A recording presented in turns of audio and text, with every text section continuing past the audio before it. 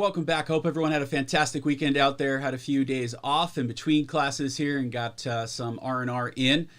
We are moving into basically the second half of the course. So this is class number 7 on radio communications. I don't have too many announcements today, so I'll try to keep it brief before we actually get into the material. Just as a reminder, we do have moderators in all of our platforms. So if you have any questions, whether it's a IT question, technical question, something about any of the information that doesn't quite make sense that we're covering, please reach out to them. And as you know, we will be covering some FAA test questions this evening as well. Remember that, as always, this class has been doing a great job by answering in the poll and not in the chat. Once those questions actually become active, you'll see a vote button, which is a blue button in the lower right-hand corner of the chat on our website, of course. And all you got to do is click on that. We'll leave it open for about 30 to 60 seconds. Make sure that we can get as many people in there as possible to give your whatever that potential answer is. And then we'll go ahead and review it. We'll discuss it if need be. And then the poll closes at that point and it kind of disappears from the screen. But we'll talk about those. We've got a few FAA test questions today. And then we'll also be covering a radio comm scenario as well. I would encourage you also beneath this live stream as well. There are some cheat sheets. The reason why we put these out there is they are supplemental information. There is one radio comm script that we wrote. It's about 12 or 14 pages. It's a Word doc.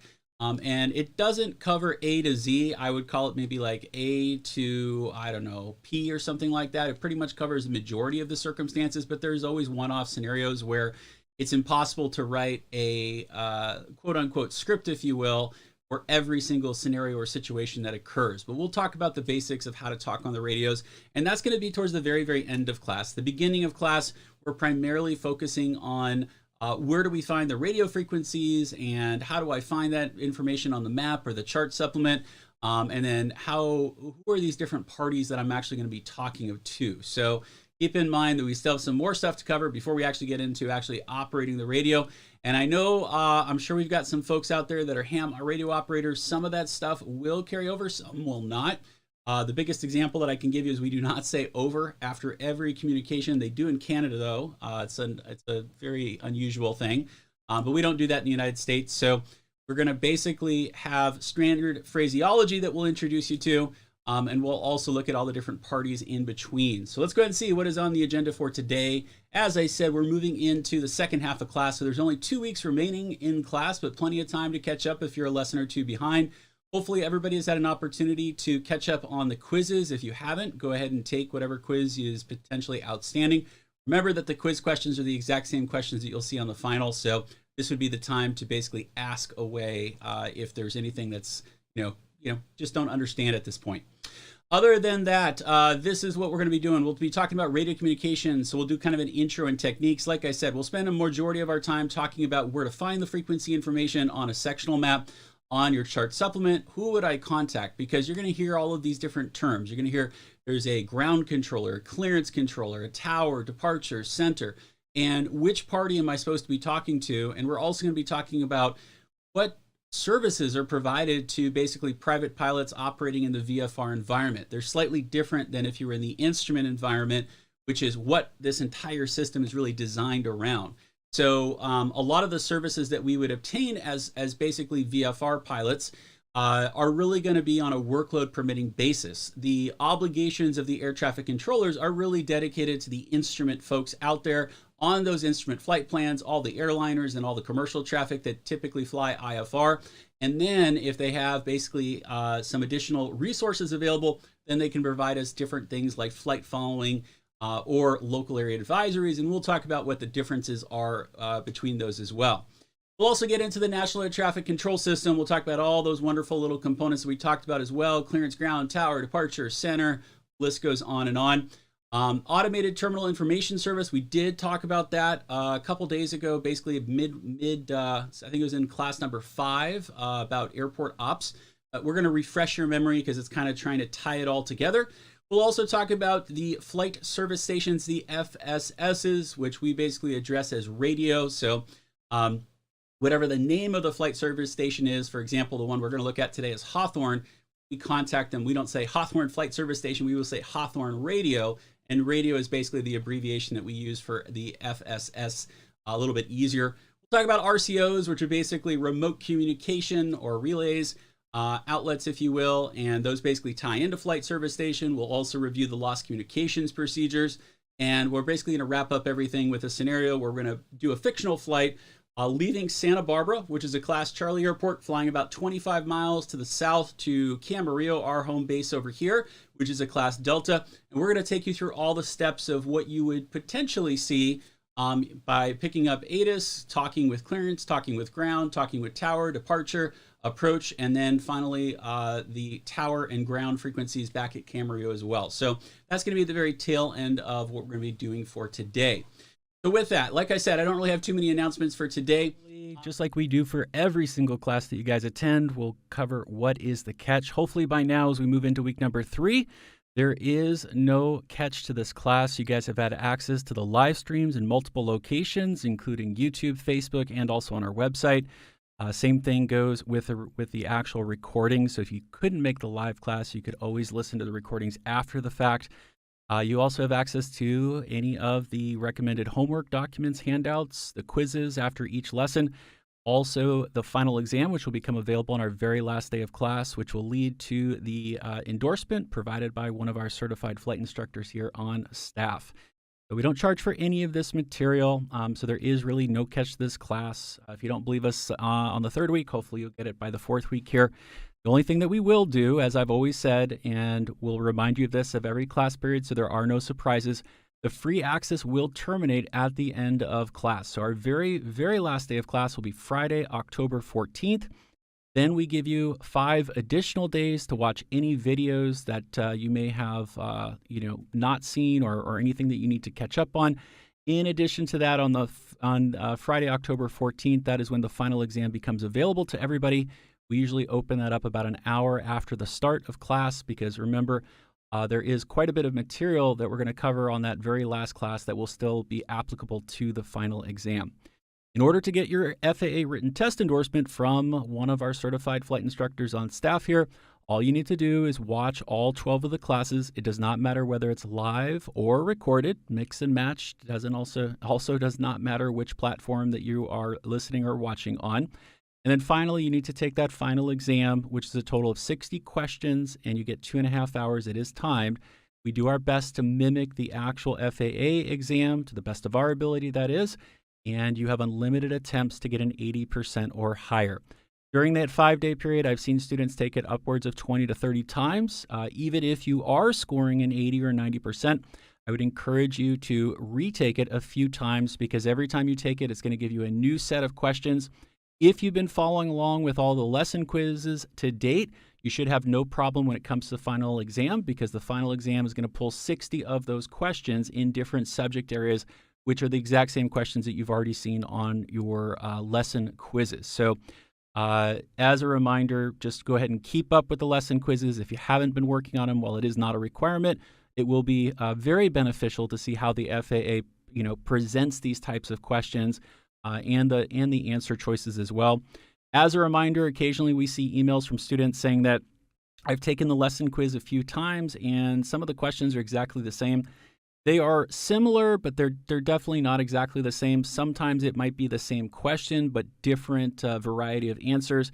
Sometimes the FAA will ask it in a slightly different way.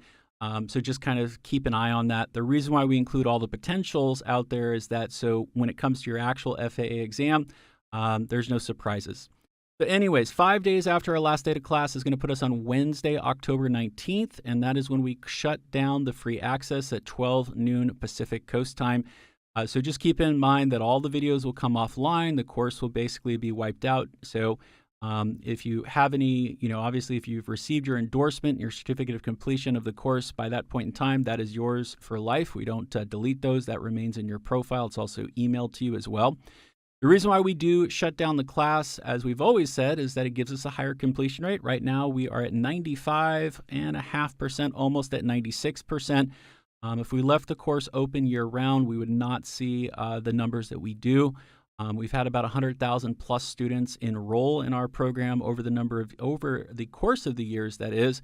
And we've had great success by, holding everyone's feet to the fire. As I've always said, anyone who started with us on day one, we want you to finish at the end of class. And, myself and our instructors on staff and our support staff as well, will do our best to help you out, answer any questions that you have along the way.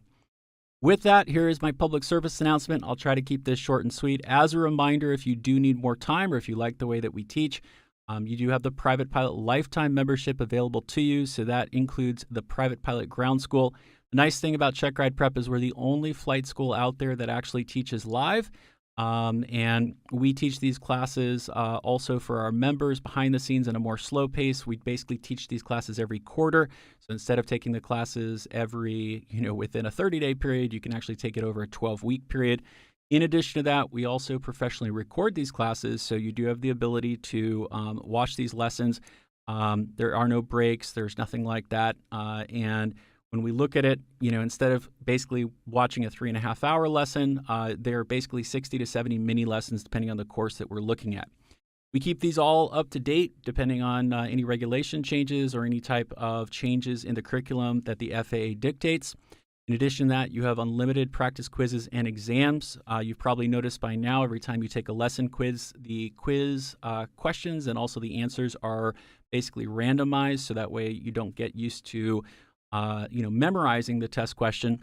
And at the end of the day, it's really beneficial. Some schools I've seen out there, they basically don't have that ability. So what they do is they give you 8 or 10, final exam. And unfortunately, the final exams are static, meaning that if you take, exam number 1, the questions will always be in the same order. The answers are always going to be in the same order.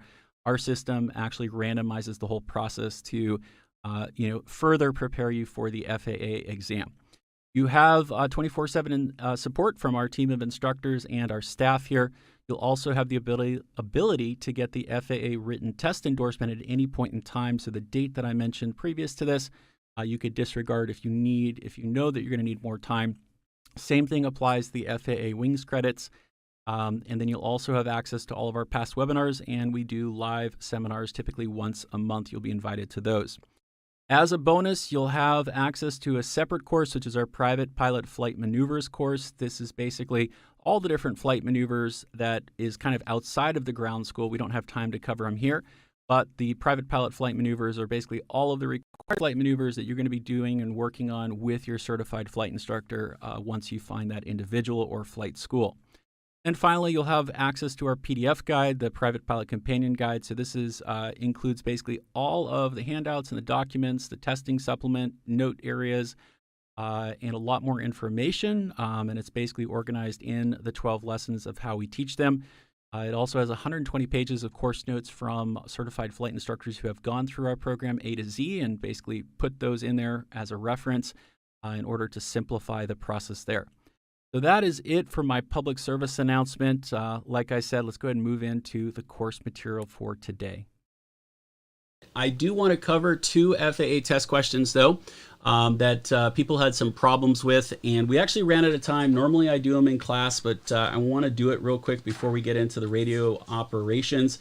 So this is actually from last class. This would be from last Friday when we ran out of time. And very simply, there is figure number 50 on the right-hand side. I'm going to go ahead and open up rid of this real quick. Let me go ahead and open up the poll for this one. And you can see the segmented circle indicates that the airport traffic is, and you basically have to figure out which one of these is correct. So just as a quick clue for you guys, basically, as you can see here, north is pointing up. So obviously north is up, south is down, east is to the right, and west is to the left there. So try to figure out what this potentially is. And I've got another one for you as well, because this is the one that most people are missing, even on the quizzes that I saw over the weekend as well. So take a few minutes, figure this one out, and we'll discuss here in a minute.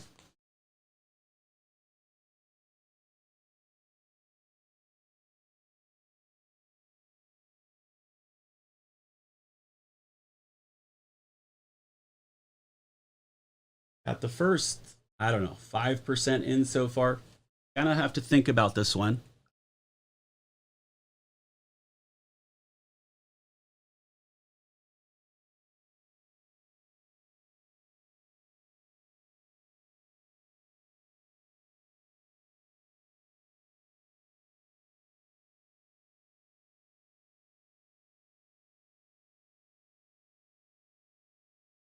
What I would recommend for you guys, if you are like me, I need to kind of see it visually. Feel free to, draw this out on a piece of paper and just draw the layout of the runways.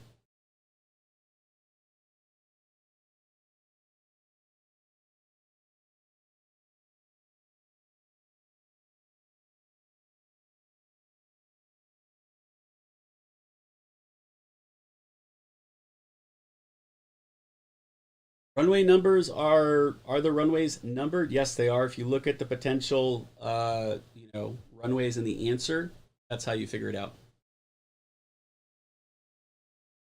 I got about 60% of the class in.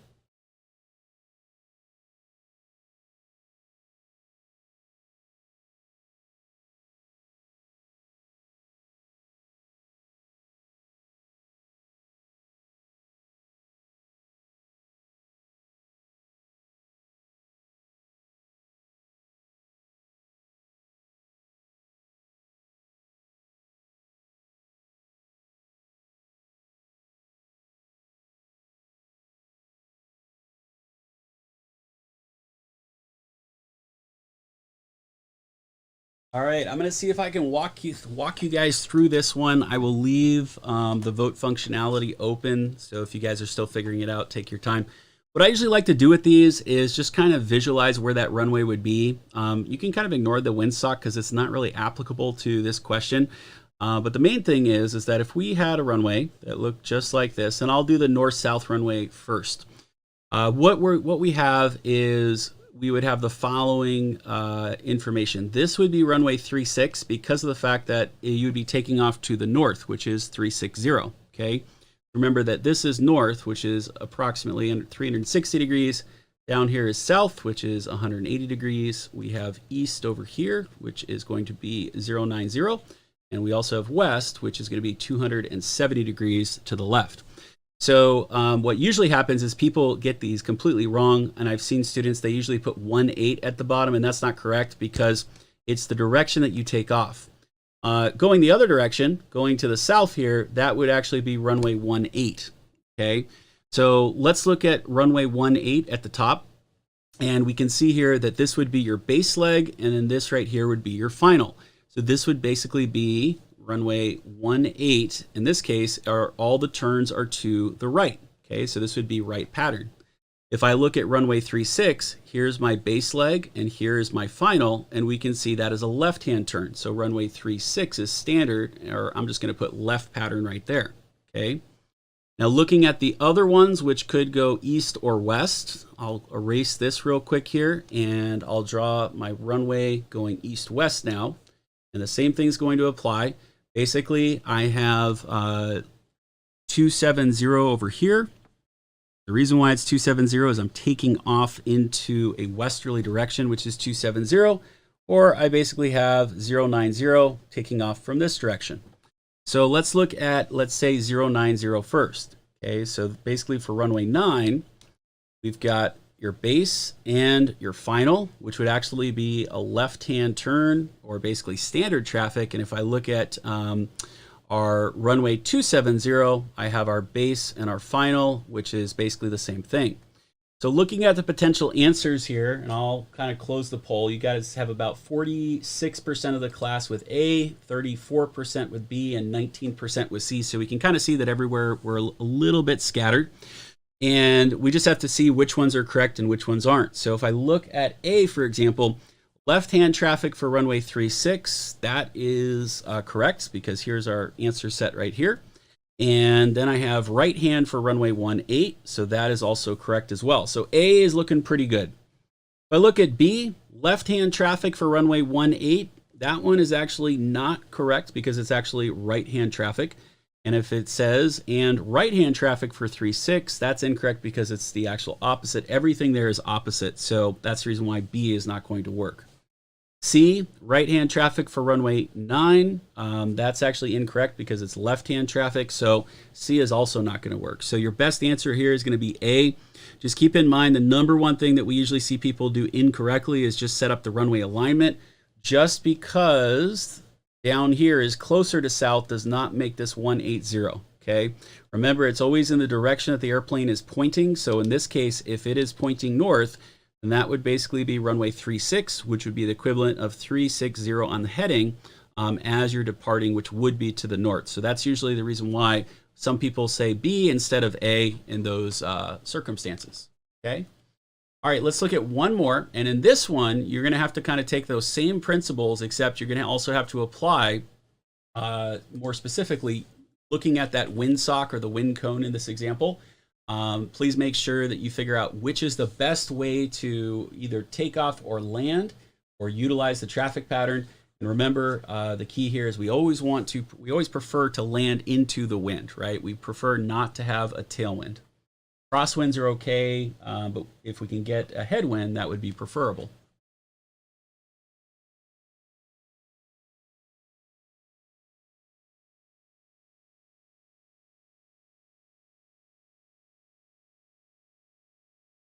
Hopefully, it looks like that might have helped out a few folks there.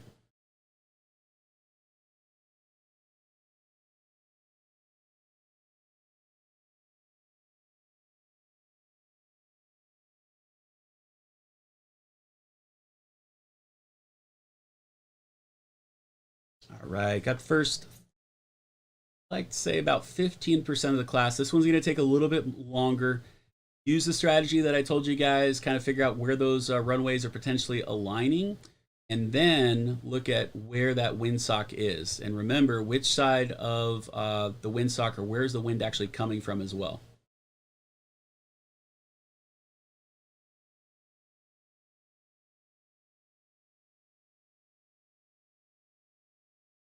All right, first third of the class is in. All right, Josh, you're stuck on whatever answer you gave, but just write down your answer on a piece of paper.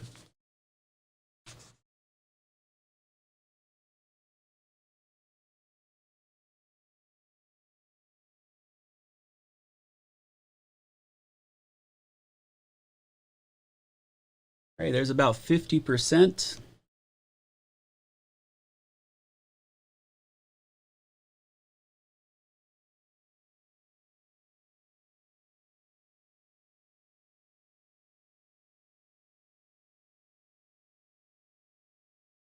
Here's your headings if anybody needs that.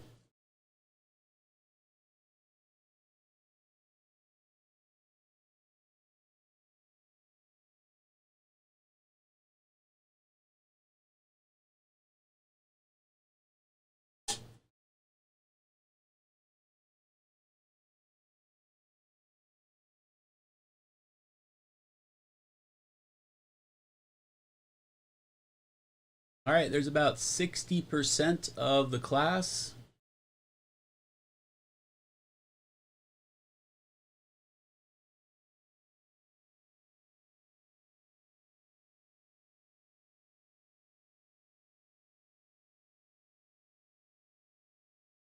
All right, let's go ahead and take a look at this one real quick. And what I'm going to do is I'm just going to draw the runway. I'll start with A here. If I look at A, this would be basically runway 9, and that's because it's pointing to the east, or the pilot's going to be departing to the east or landing to the east, depending on whatever the traffic pattern is.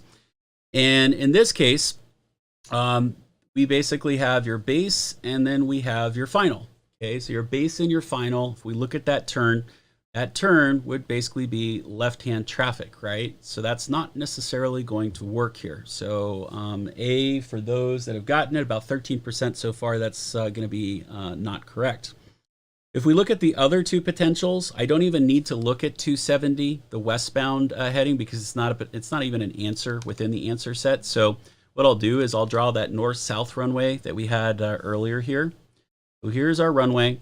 And we had runway 36 because that points to the north. And then on the flip side of that, we had runway 18, which is pointing to the south, right? That's just the reciprocal value. So very simply, let's look at B.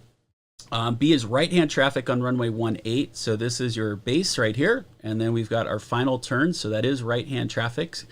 So that is a legitimate traffic pattern there. Let me check the traffic pattern on runway 36. So there's my base and there's my final, and we can see that base to final turn is to the left, which means that that is a legitimate traffic pattern as well. So the traffic patterns are not of issue. Now we have to kind of figure out where is the wind coming from. And in this regard, don't try to overthink this. I saw some people trying to figure out, is it north, northeast, or wherever it's coming from. Very simply, just here is your wind, right? Because the windsock is basically catching it. If I were going to land on runway 18, you'd realize that I have a tailwind, and that's not what we want. So that's the reason why B is incorrect. If we were to land on runway 36, we'd basically have a left quartering headwind. If we were to kind of imagine that's where our airplane is right there, okay?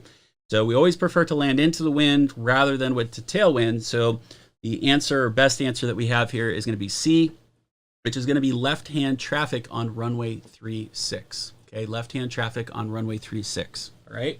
Get about 19% with B and 68% of the class with the correct answer, which was C. So great job, everyone. I just want to clarify that because I was seeing a lot of people when I pulled the report this morning missing these two questions, and I have a feeling that either the windsock was confusing you or potentially just drawing the runways and just kind of understanding that it's based upon the direction that you're taking off, not necessarily is this the south end of the runway or the north end of the runway, which is a bit different, okay? All right, so let's go ahead and move on to the radio communications that we want to cover for today. And I'll give you this resource. It is directly below the live stream if you are on YouTube or Facebook. I also put in the liveatc.net in the description as well, so you're more than welcome to bookmark that. Very simply, this is giving you live air traffic control information from around the country. A lot of times there's little feeders that are set up, and these are usually individuals who are piping this information to Live ATC.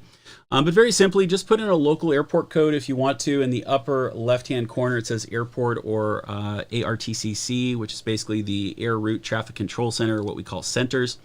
And if you're not sure, you can actually just do a site-wide search and basically search by city if you need to. So the example that I gave you guys here was basically put in our home base airport of Camarillo. As you can see, you'll basically have this page to the right of my red line that will show up. That'll give you the information. It'll even give you the current weather information as well. You guys can actually pull up in Flight Aware the current flight activity, so you can actually see airplanes in real time and the communications as well. Very simply, on this one, you do have the Camarillo ATIS, and then on the secondary frequency, they're actually combining 3 different frequencies. So they're actually combining Camarillo Ground, Camarillo Tower, and also Point Mugu Approach. So occasionally it might be out of order in terms of the communications, or somebody gets stepped on, not in real life, but just because we're basically combining 3 different frequencies into a single thing that you're listening to. Usually the tower and the ground will take precedence over the approach. So it may not give you the complete picture. But anyways, the thing that I want to kind of share with you guys is this is a good starting point to kind of see how other pilots are doing it. Remember that we're going to use standard phraseology. We're not going to make up things that we see in movies, and some things may not carry over. We do not say over after every communication or over and out. So there is a standard phraseology book that there's also a link right below this live stream as well within the documents section. And I would encourage you guys to take a look at it. It's called the Pilot Controller Glossary, and those are basically your approved terms that we want to stick with. And we do that, number one, for safety, and also to make sure that everybody's on the same page. And the other thing I'll also throw out is I know that a lot of people are usually going to go to the top 50 feeds, and you're going to want to listen to San Francisco International or LAX or LaGuardia. I'd encourage you not necessarily do that at first because it is a bit overwhelming. The controllers at those airports are going to be talking a little bit faster than elsewhere. Plus, there's a ton of traffic, and you may not pick up or be able to follow what's actually going on in those environments. So once again, I would encourage you to choose smaller airports to begin with. If your local airport doesn't have enough traffic, just find another one nearby that you could basically reference as well. At the very end of class, I'll basically go over, what are we supposed to say on the radio. So the first part, like I said, is mainly going to be talking about all these different aircraft radios and transponders. Lost communications we'll recover again because there's even more questions within that. And then the same thing with the ADS-B. I've got the ADS-B video for this segment as well that we'll watch. All right, so your aircraft radios and transponders, I'll start with the lower right-hand stack here. So you will usually have some type of radio stack, and these are basically all of your avionics. So we looked at the 6-pack, which were all of your flight instruments, That was basically in our first week. And now what we're going to be doing is this week, we're looking at radios today, and then we're going to look at navigation on Wednesday. So the most common stacks, especially for the older generation planes of the 70s, the 80s, and even into the 90s, was basically this stack in the lower right-hand corner. And very simply, most aircraft have basically two radios and two navigation sources as well. So what we've got here is this is basically COM 1, and then this is COM 2. And then this side of the stack is your COM radios. This side of the stack is your navigation radios. So you basically have Nav 1 and Nav 2.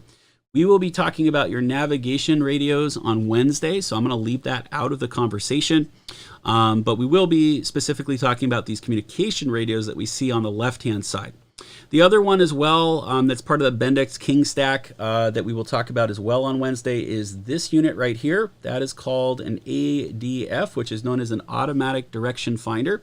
We'll also be talking about this one on Wednesday, which is known as your DME. That's your distance measuring equipment.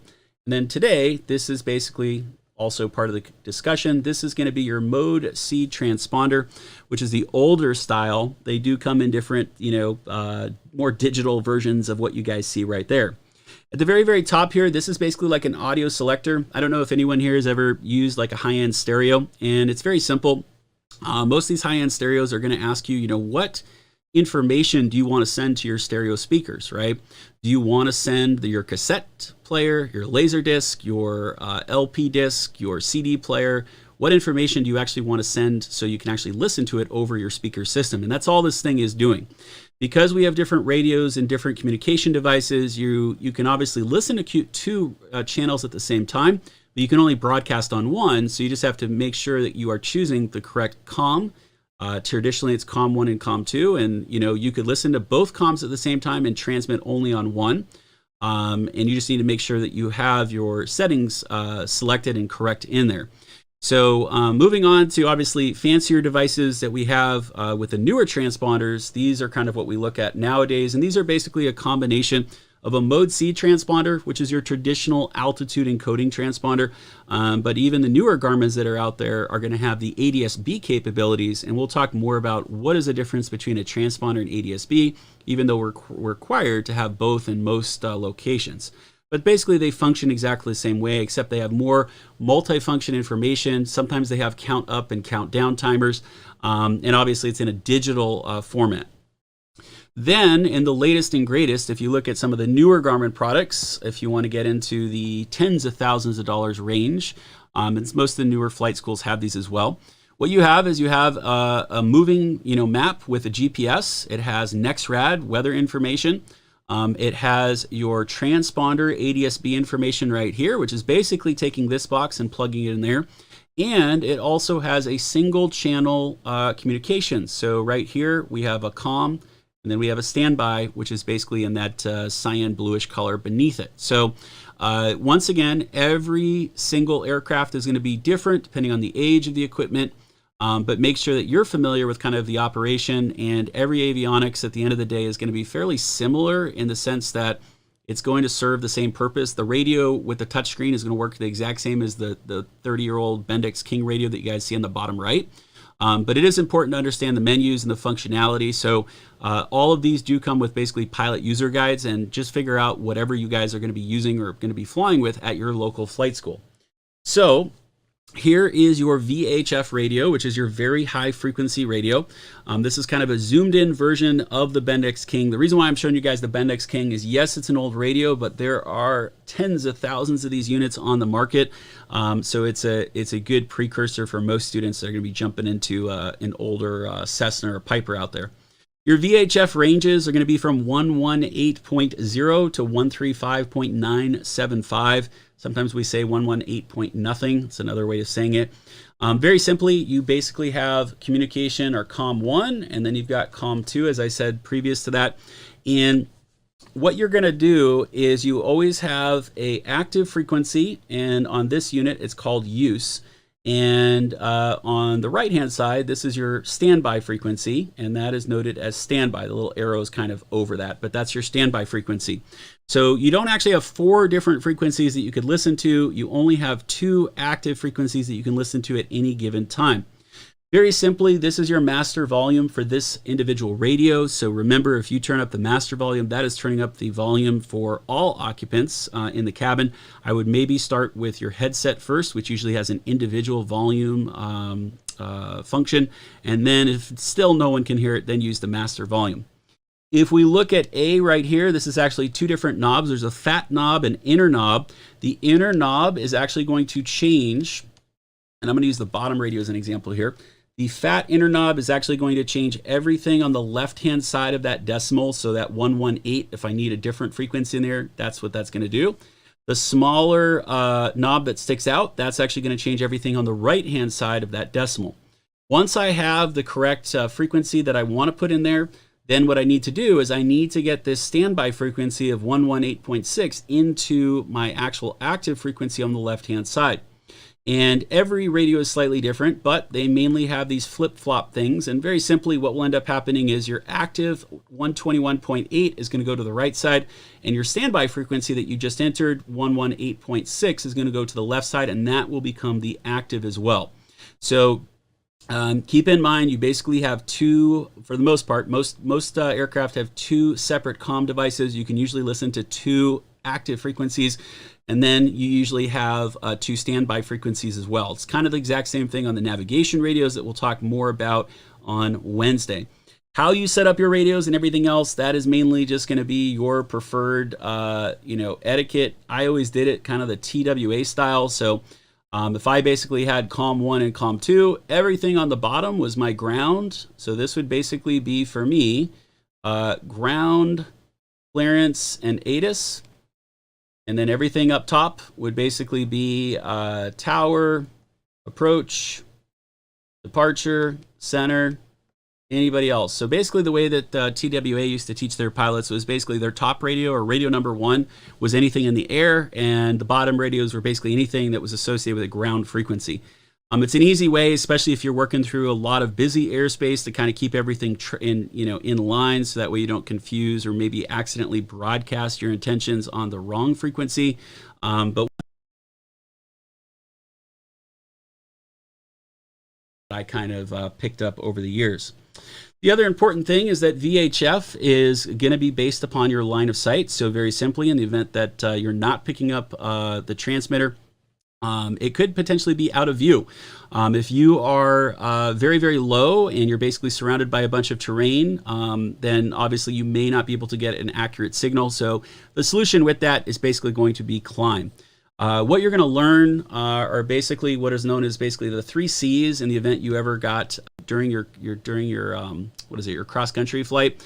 And very simply, in the event you got lost, which is highly unlikely nowadays with all of our technology, what you're supposed to do is you're basically supposed to circle, because you don't want to get, you don't want to, continue getting lost even further. You want to circle and stay in place. You want to climb, because number 1, you might get a better VHF line of sight signal to a transmitter. And if you get higher, traditionally you can usually see even further, and you might be able to figure out where you are. And finally, it's basically going to be, confess, right? Confess, communicate, tell someone that you're lost, tell someone that you need help. You guys will kind of learn that. And there's different variations of that. I've heard the 3 C's, the 4 C's, the 5 C's. Just depends on who's actually teaching it. Some of your frequencies that you may or may not use. This is not in an all-inclusive list, and this is actually an older document that we're getting rid of in our version 3 here. But I'll point out some of the big ones.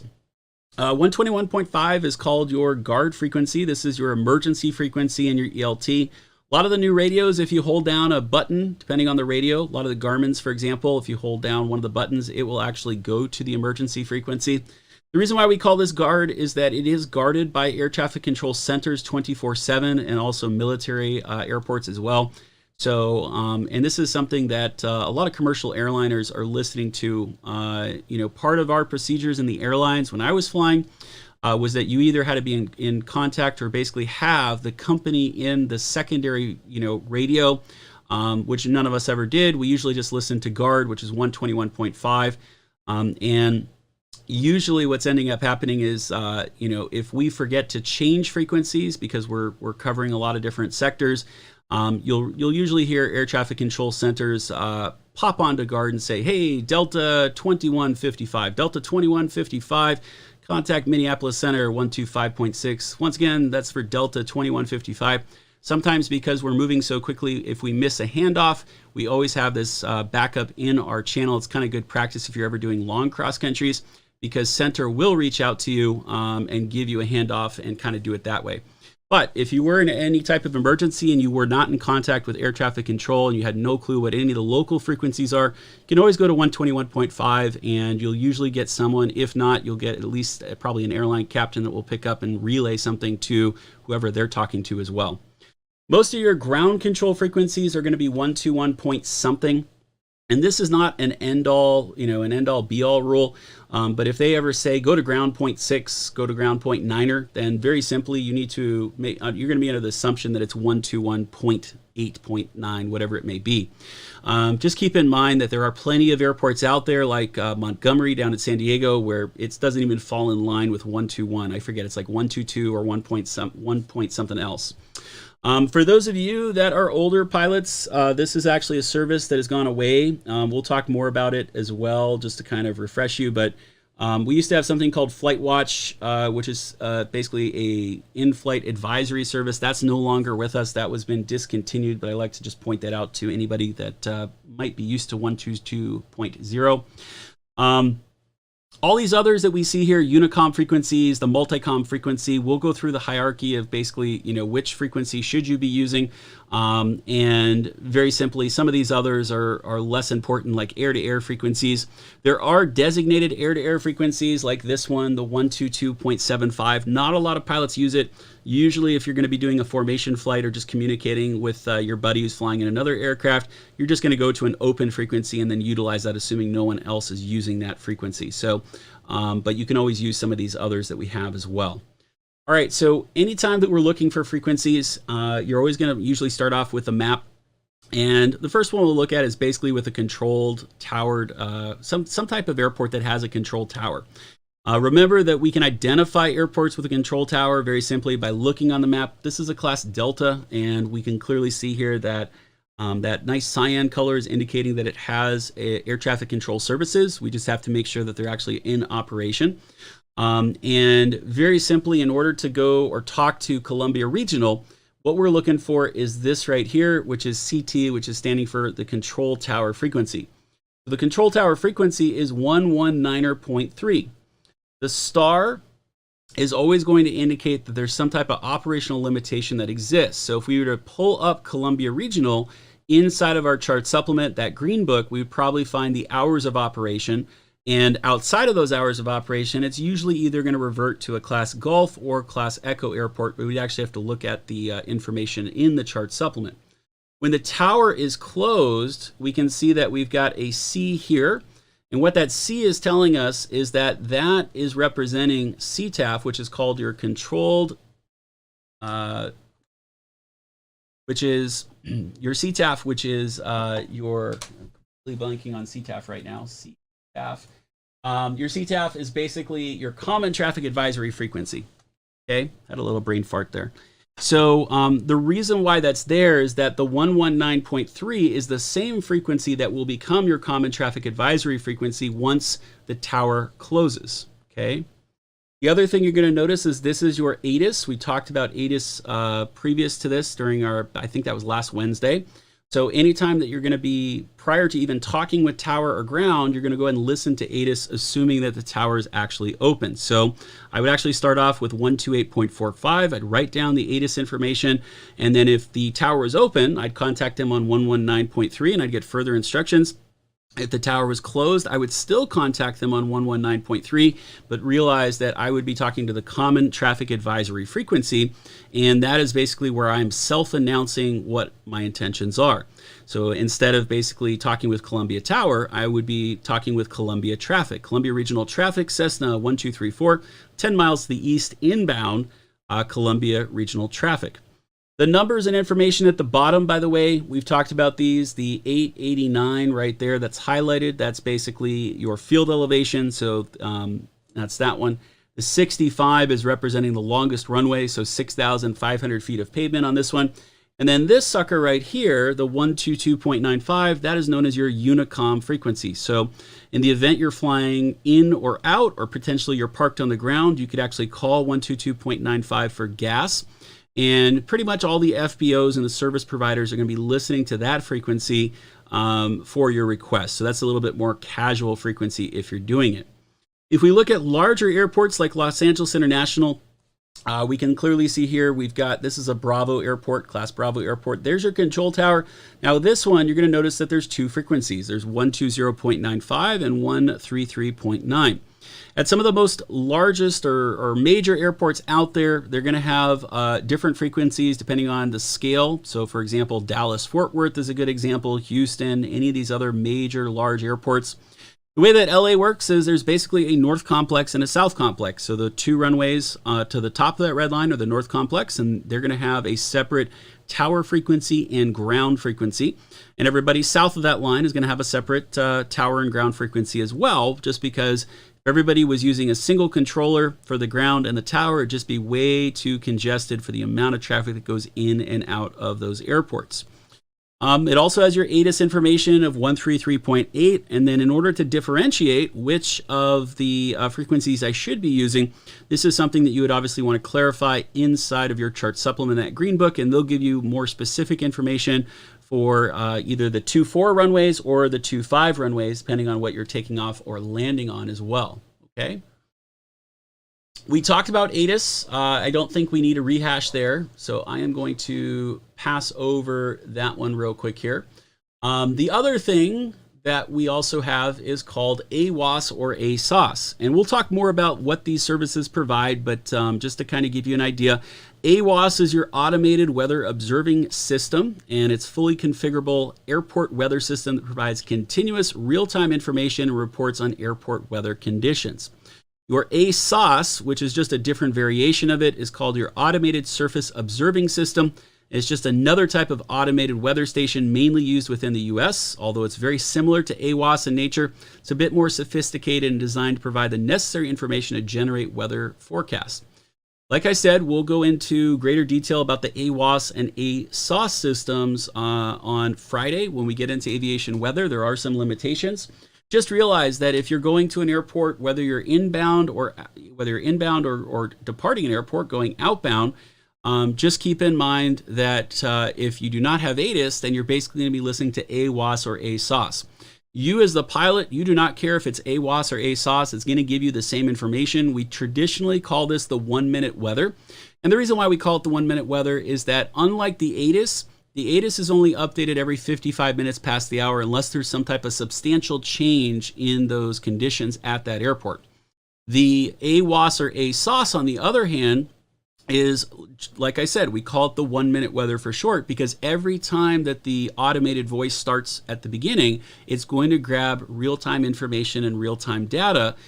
So you're basically going to notice changes every single time that you listen to it, especially in weather conditions that are basically very dynamic and ever-changing.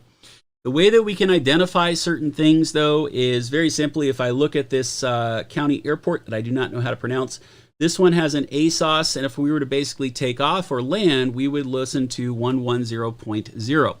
And that would basically help me to identify what is the most appropriate runway to take off in and just try to figure that out. Now, a lot of times if you're going in and out of a uncontrolled airport like this, very simply, you're going to go with probably whatever the other pilots are doing, but sometimes they may kind of be going against the grain, and you always want to verify for yourself what is the best runway for you to utilize, okay? If you were to listen to the difference between AWOS and ASOS, you're honestly not going to probably be able to tell any difference. What I'll do is I will go ahead and play for you guys. I'll pull one. I'm trying to see if there's one that might have some more interesting weather. These operate 24 hours a day, 7 days a week. And the big thing that I can kind of point out to you guys is the fact that depending on the municipality and the airport itself, these come with either a lot of bells and whistles, or they could be very bare bones. The AWOSs, they basically are AWOS 1 through, I think we're up to 6 now, depending on what we have.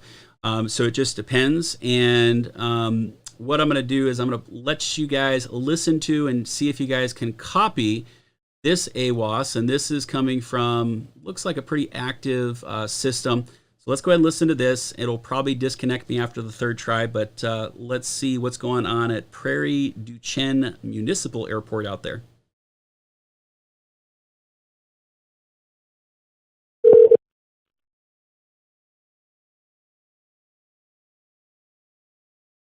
At 3. Visibility 10, rain 300.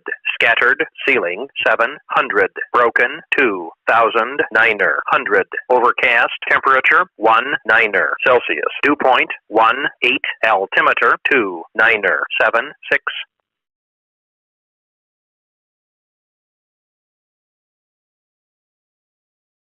Prairie du Chien Municipal Airport. Automated weather observation 0105 Zulu. Weather wind 250 at 3. Visibility 10.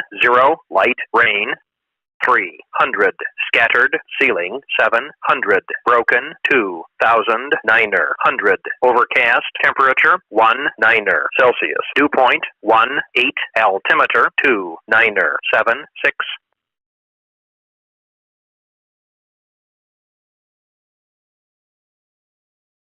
Prairie du Chien Municipal Airport. Automated weather observation 0105 Zulu. Weather wind 240 at 3. Visibility 10. Light rain 300. Scattered, ceiling 700. Broken 2000. 900. Overcast, temperature 19 Celsius. Dew point 18. Altimeter 2976.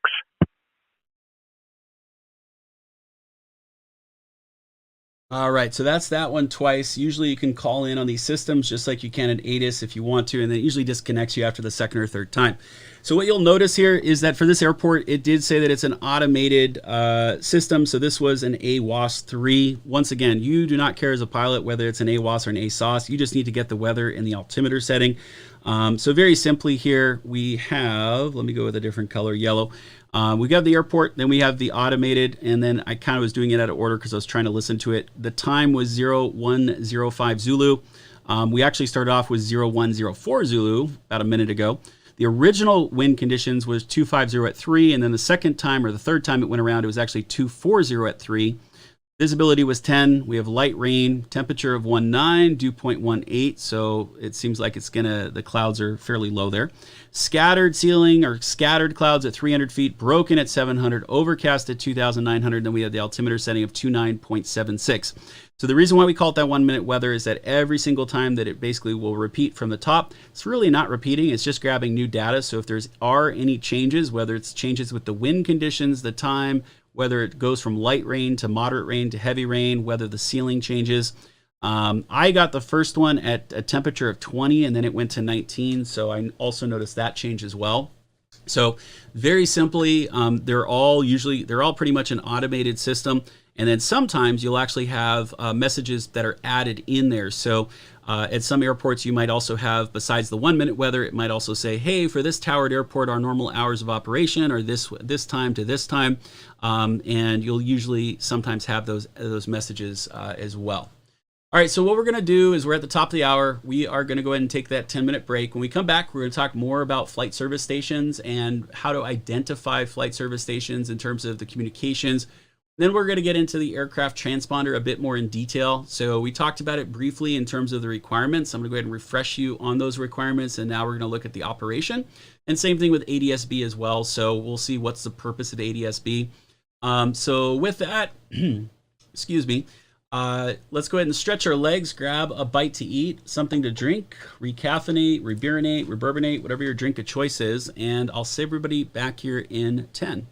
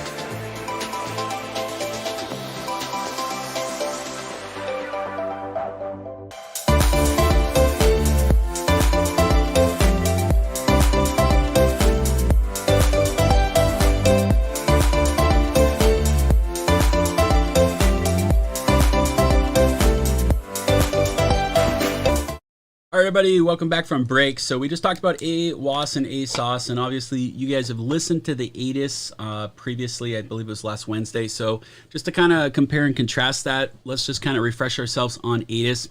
So ATIS is the Automatic Terminal Information Service. This is something that you're going to listen to anytime or prior to talking with either a ground controller or a tower controller, whether you're inbound or outbound from a towered airport.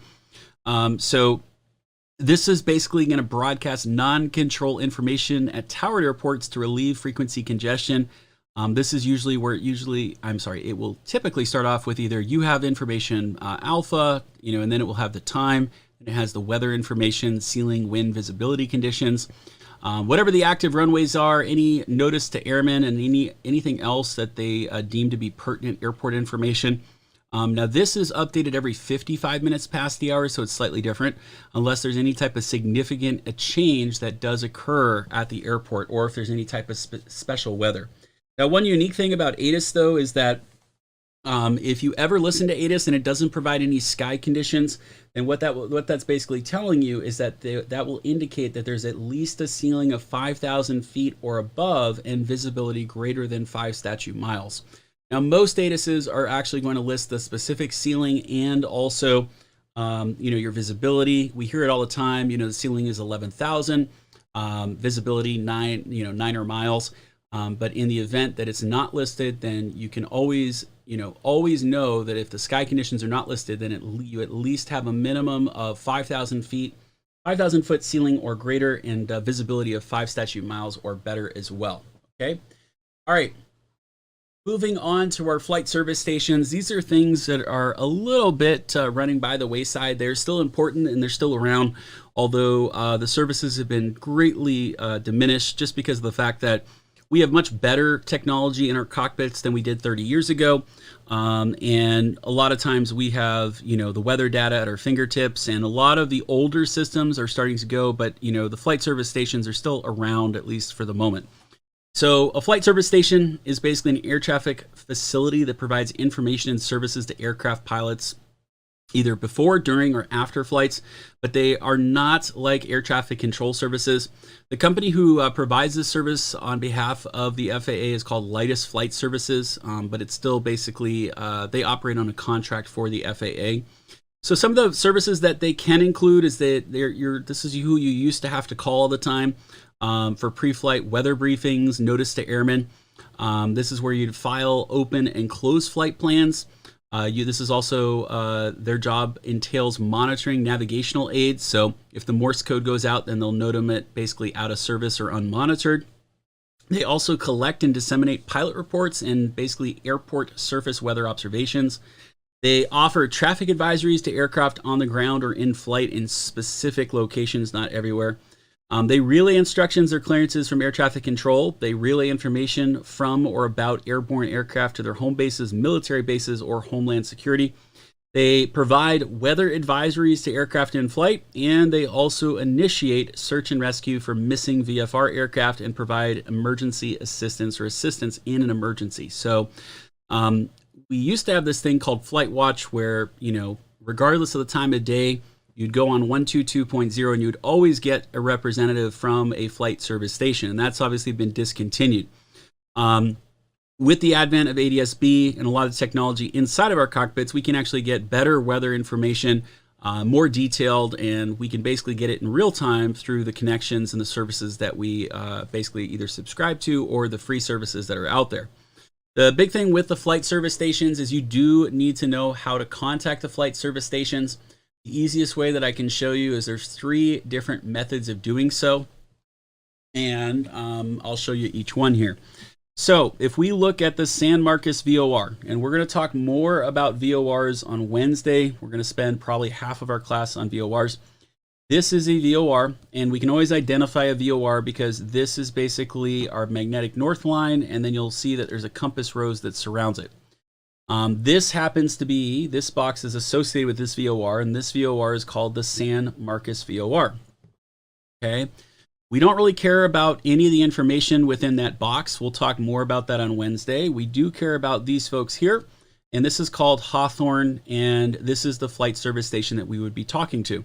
So Hawthorne Radio, and we, instead of saying Hawthorne Flight Service Station, which would be a bit wordy, we always call flight service stations radio for the abbreviation. So if I wanted to contact them, it would be Hawthorne Radio.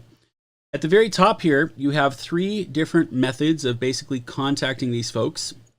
I will go over the easiest to the hardest, so I'm basically going to work from the right side back to the left side. 255.4.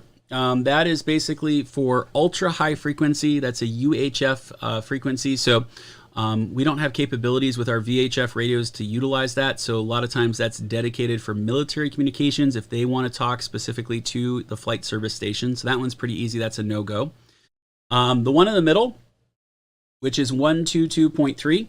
This is the easiest one to use. This allows two-way radio communication between the aircraft and Hawthorne Radio on the same frequency. So very simply, if you pick up a radio, I would basically communicate with them. Hawthorne Radio, Cessna 1234. I'm currently over the San Marcos VOR. And then let them respond, and I can basically talk back and forth as if it's just like a telephone call. The more complicated way of doing it, and a lot of people will say, well, why would I use this way? And unfortunately, there are some flight service stations where this is the only way of doing it, which is the more antiquated way. This last frequency here, which is 122.1, and it has the R after it. The R is telling you that that is the frequency that the Hawthorne Radio or Hawthorne Flight Service Station is receiving on. So in this regard, what you have to do is you're going to set up your radios as follows. You're going to need your comm radio to basically transmit on 122.1, okay? And that's basically going to Hawthorne Radio. And this is going to be your transmit, okay? And where you're going to receive the information is going to be on your navigation radio. And where we get that frequency is this frequency, which is 114.9er. Now, traditionally, if we listen to 114.9er, we would hear Morse code identifying the San Marcos VOR. But this one actually has the ability to have voice communications over that frequency. So this is kind of an antiquated way where we'd have to set up our navigation and our communication radios as follows. And when I'm transmitting, I am transmitting on 122.1. They are receiving. That's where the R comes in. So Hawthorne Radio is receiving on that frequency, but it's really only a one-way street. They cannot transmit back on that same frequency. So what they do is they transmit over the VOR, and I actually have to listen to 114.9, and the Morse code is going to basically pause, and you'll hear a human voice telling you the information that you need to know. Now, the way that we can usually identify this as well is that you'll notice that the San Marcos VOR frequency of 114.9er does not have an underline underneath it, which is indicating or basically letting the pilot know that there is voice communications available on that channel. But that's the only way to set that up. Obviously, if you came across this as is, I would, just do the middle one. That's the easiest one to do. But if you go to other airports around the country or other VORs, you're going to notice that you're basically going to be restricted to maybe a specific way of contacting them. We look on the left-hand side. This is the Waycross VOR, and this is Macon. We used to call this the Macon, so it's like bacon, but I guess it's Macon. Macon Flight Service Station, so we call this the Macon Radio. And very simply, we have the 122.1R, so that's the only way to contact them. Is I am going to put in 122.1. That's the frequency that the Macon Radio folks, the flight service station, is going to receive on, and I'm going to listen to the response on the VOR frequency, which is 110.2. Okay. On the other side of the screen, on the right-hand side, we got the Jonesboro Flight Service Station right here. And you'll notice that what's different about this is that the El Dorado VOR, which is 115.5, has an underline underneath it. That underline is basically telling the pilot that there is no voice communications available on that frequency, nor do you actually need one. On this one, we have a single frequency of 122.65. There's no R after it. So I can actually call up the Jonesboro radio and actually tell them what I want, and they can actually give me that information on the same frequency where I'm not having to use two different radios at the same time. So those are the methods in terms of how to do this. A lot of people don't actually use flight service stations very frequently. Sometimes we use them on the ground, or we really kind of use them for teaching purposes. Keep in mind, though, the frequency that you want, or not necessarily a frequency, but this is the number that you'd want to write down. It's 1-800-W, that's a W, WX brief. If you want to get a hold of a flight service briefer via telephone, you could dial that number 24 hours a day. It's going to ask you what state you're hailing from.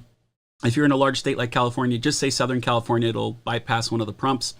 And then you can let them know what you want. You could get a full briefing over the telephone. That's honestly before, when I started flying in 2001, the internet was not that great. There were some weather services available to pilots, but the flight schools and the instructors always had you call 1-800-WX-BRIEF every single time you flew. You'd have to get a complete weather briefing. You'd listen to the guy or gal for 15 minutes.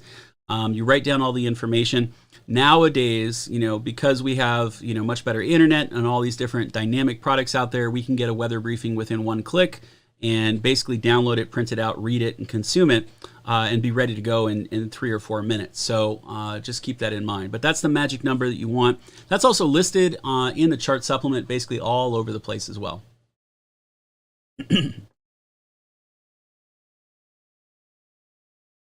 All right, the next one we've got is the RCOs, and this stands for a remote communication outlet.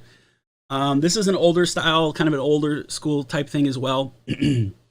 And very simply, this is like an extension of the capabilities of your flight service station. So right here, we can see the Rand Mountain RCO. That's basically the symbol right there. And you would actually be talking to Riverside Flight Service Station.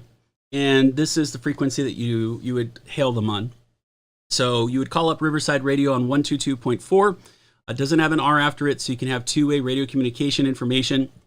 You can find RCO information printed directly on your sectional chart, and you can also find it in the chart supplement as well. For the RCOs, it's a really old system. So very simply, when you call into the RCO, you can kind of think of it as a telephone line that's directly connected to a flight service station, in this case, Riverside. And that telephone was dialed once, and then the line was basically kept open indefinitely. So when you talk on the radio, then your radio communication is effectively transmitted through the telephone lines and to the briefer, and then it basically reverses itself and goes back through the telephone lines, and it goes through a transmitter at the RCO and gets sent via VHF up to your aircraft. Okay, so once again, it's basically just an extension where you can get flight service stations in additional areas as well. Other places that you can find information about frequencies would be the chart supplement. So this is Bakersfield Meadows Airport, about an hour flight north of the Los Angeles area. If you were to scooter down towards basically the second half of the page here, here's where we get the weather information. So this actually has an ASOS, so that's the number that I would call if I wanted to listen to it. All of your communications are basically here. So here's our common traffic advisory frequency. We have ATIS as well with a radio frequency and also an actual number to dial if we want to do that. Here's our Unicom frequency if we're looking for gas at the airport. We also have the Rancho Murrieta Flight Service Station with that 1-800-WX brief. So that's available right there. You have the Bakersfield RCO for the same flight service station. So if you potentially were in the air or in the area, you could actually contact the remote communications outlet for Rancho Murrieta Radio on 122.45. We have Bakersfield approach and departure control, and you'll notice that they are giving us the frequency, and then we've got north and south depending on the direction. You'll also notice that Bakersfield approach and departure control is not operated 24 hours a day. It's operated from 1400 to 0700 Zulu.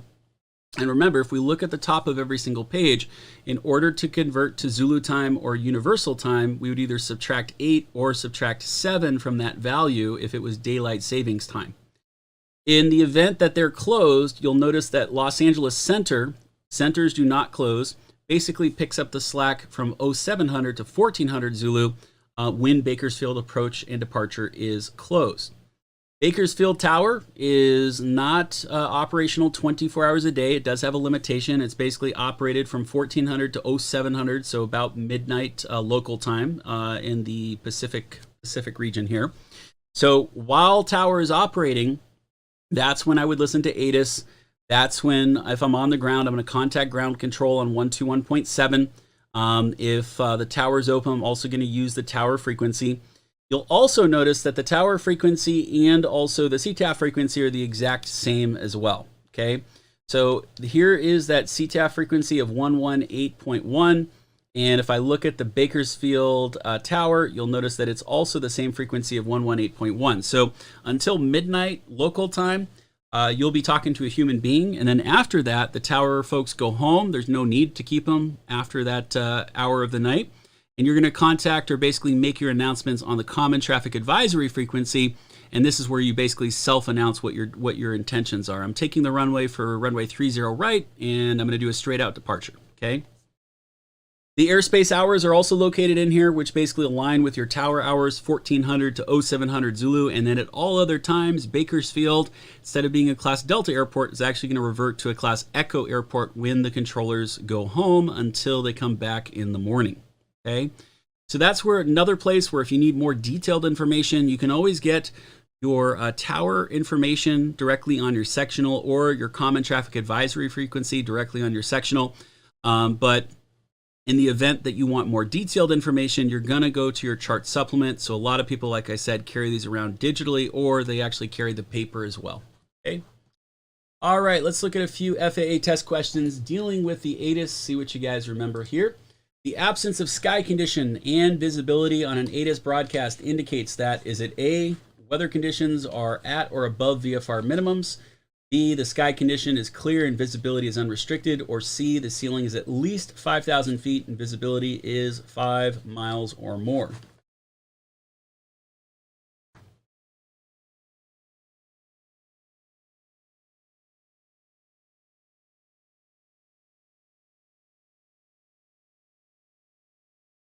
Yeah, we traditionally, for those that are trying to figure out AM and PM times and all that stuff, we use Zulu time, which is basically UTC time, Universal Time, or we actually call it GMT, so Greenwich Mean Time, Greenwich Mean Time. And that's really kind of the time that we all use. If you were to go into, when I was working at the airlines, the clock in the cockpit was always based upon UTC time or Zulu time. And that was just the value that we used. All right, got about 50% of the class in so far.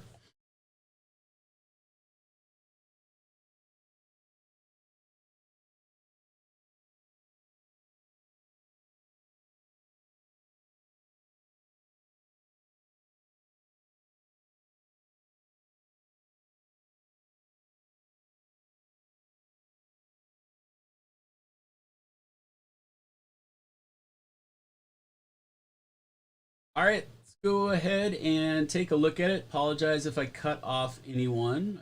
I got a few more people answering. Guys, another second here.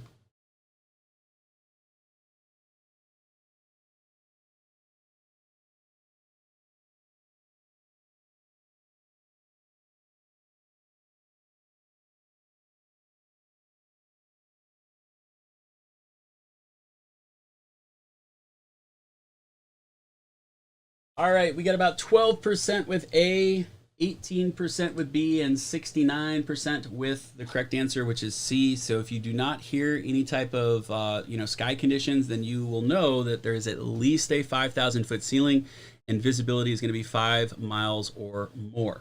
Okay, sorry for cutting off anyone. I'll open up this one next. Here's another ATIS question, and pull it up. ATIS, which is Automatic Terminal Information Service, is the continuous broadcast of recorded information concerning, is it A, pilots of radar identified aircraft whose aircraft is in dangerous proximity to terrain or to an obstruction, B, non-essential information to reduce frequency congestion, or C, non-control information in selected high activity terminal areas?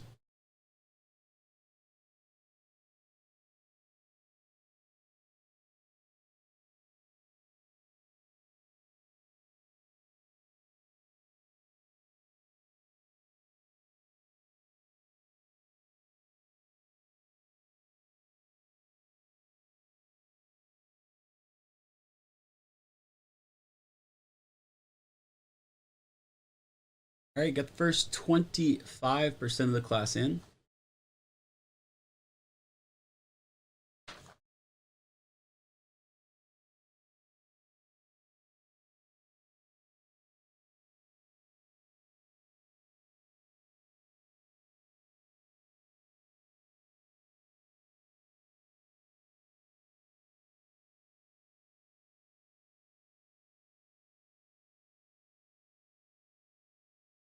There's 50%.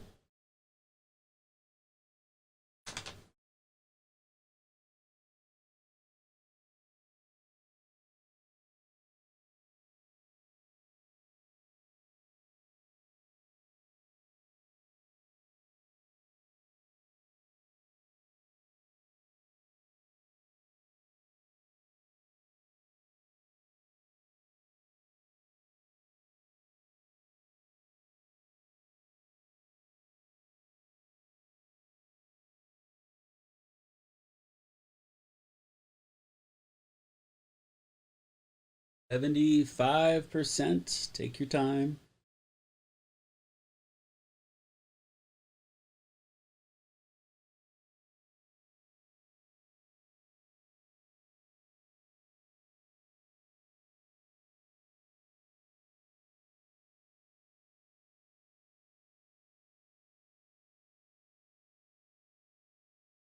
All right, let's go ahead and take a look at this one. We've got just a handful of folks on A there. We've got 35% with B, and we have over 61% with C. So the majority of the class does have it correctly. It is going to be considered non-control information. The reason why B is incorrect, it sounds good, but it's definitely not non-essential information. It is essential information. So once again, ATIS is the continuous broadcast of recorded non-control information in selected high activity terminal areas. All right. All right, moving on to your transponder and also your radar systems and kind of the services that these folks are going to provide. Very simply, as I said at the very beginning of class, you have the older school style transponders, and these used to be known as the 4096 coded transponder, which are the most basic type, and that would just basically provide a position. Then we have either what is known as the Mode C transponder, or it's also known as the 4096 coded transponder with basically altitude capability or altitude encoding capability, which is the exact same thing. So whether you use the older one on the left, or if you're using one of the new Garmin ones on the right that are going to be digitized, they do exactly the same thing. The Garmin ones, for example, are going to have a little bit more functionality because it will provide you basically a counter if you want, or a flight clock, and you can also have timers basically to count up or down. Essentially, if maybe you want to switch your tanks over a 30-minute period. They all function the same. So very simply, we've got the off position. If it is in the off position, that is completely removing or basically de-energizing the unit, so there is no power that's going to that device. Standby is a very common mode, so standby is going to apply electrical power, but there's no signal that's going to be admitted. So once again, ATC cannot see you in that position. If you have it in the on position, that means that you're basically providing your identification only, and this should be delayed as long as possible prior to takeoff. Although if you go to pretty much every flight school out there, and even in the airlines, we immediately go to ALT, which is right there. And altitude, or ALT, is basically providing your Mode C capability. It's providing the position and also the altitude. There are a lot of airports out there, and more specifically going to be your Class Charlie and Class Bravo airports, where if you read through the chart supplement, it's going to tell you that you need to operate the Mode C or your ADS-B anytime that you are operating the aircraft along the ground, because it gives them better capabilities to get you and kind of move you around. The last one that we have is that test functionality. The test function is really just for a maintenance function to ensure that the system is operational. And then very simply, it's either going to be a push button in the sense of you put in your 4-digit number, or you basically can spin these dials. These are basically clockwise and counterclockwise for each individual rotation. The standard number that we're always squawking, regardless of what we're doing, is basically 1200. 1200 is our standard VFR. So if you're not given a unique code, then very simply, you're always pretty much going to start off your flight with 1200. The Mode C transponder requirements, we've already kind of covered those in the regulations section, so they are exactly the same, and they pretty much align with the ADS-B except over the Gulf of Mexico. I'll remind you what that looks like here in a minute. In order to squawk a code, very simply, you're going to be on that altitude mode, and just go ahead and use those dials and put in the numbers. So what you're going to hear is, go ahead and squawk Cessna 764 Charlie Papa, squawk 2154. Okay, you're going to put that in there, and that will allow them to basically pull you out from the crowd with your unique code as you fly within the National Airspace System. Okay. What that looks like on the side of your air traffic controller is something that would look like this. So your air traffic controller will traditionally just see a position if maybe you have just a standard, either what we call a mode A transponder or basically a position only transponder, and it will give you the squawk code. In addition to that, if you do have the altitude, you're not only are they getting your 1200 for your VFR squawk code, but the 85 is basically representing how high you are at 8,500 feet. Okay. It will also provide your ground track and the direction of travel, so we'll talk a little bit more about that. The other one that we can also show you guys is this magical ident button. The ident button is going to really help you in a couple circumstances, but you do not want to push it unless the air traffic controllers tell you to ident. Okay, ident is just short for identify. In the event that you're flying in, and let's assume that you say that you're 10 miles away from the airport at 3,000 feet. The problem with that is there could be two other airplanes that are very, very close to you, roughly at the same altitude. And the question is which one of these aircraft is the controller talking to? Okay, so by hitting that ident button, only when requested to do so, you will actually flash, your information will flash, and basically at that point they can figure out, oh, it's this guy out of those three targets that I'm looking at, and then will usually give you a unique identifier or a code in some respects to do so. Okay, so that way they can really kind of pull you out of the crowd. There are other three additional transponder codes that you do need to memorize, and these are gonna all be testable. So we've got 75, 76, and 7700. Try to avoid cycling your transponder through any of the 75, 76, or 7700 numbers. If you are cycling on any one of these, you will set off alarm bells within the air traffic control center or the tower or the approach departure control. Very simply, 7500 is your hijacking. So in the event, for whatever reason, you were being hijacked, they basically put in 7500. The controllers are trained not to ask you if you are being hijacked. Should someone be listening or monitoring the frequency on board the aircraft, they will basically confirm with you and say, hey, Cessna 1234, can you confirm 7500? Okay, so that way you can just give a yes or a no. 7600 is for lost communications.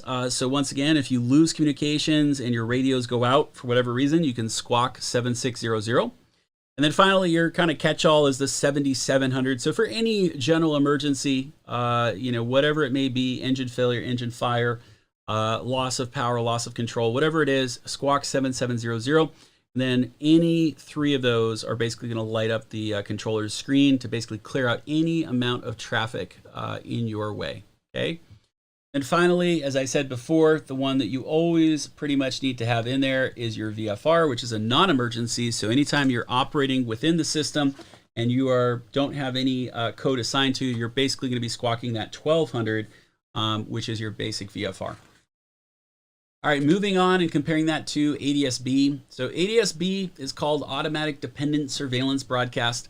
This is the new thing that kind of came into being about almost 2 years ago now, basically last January, not this January, but last year. And I'll show you guys this video about ATIS-B so you can kind of see the differences. But if you want to think about it this way, the traditional transponder and radar system is a bit slower, in the sense that we would have a traditional radar dish somewhere in the vicinity of an airport. It would rotate 20 to 30 times per minute. And what that does is it basically gives you a new ping of where that aircraft is basically every single time it captures it on the screen.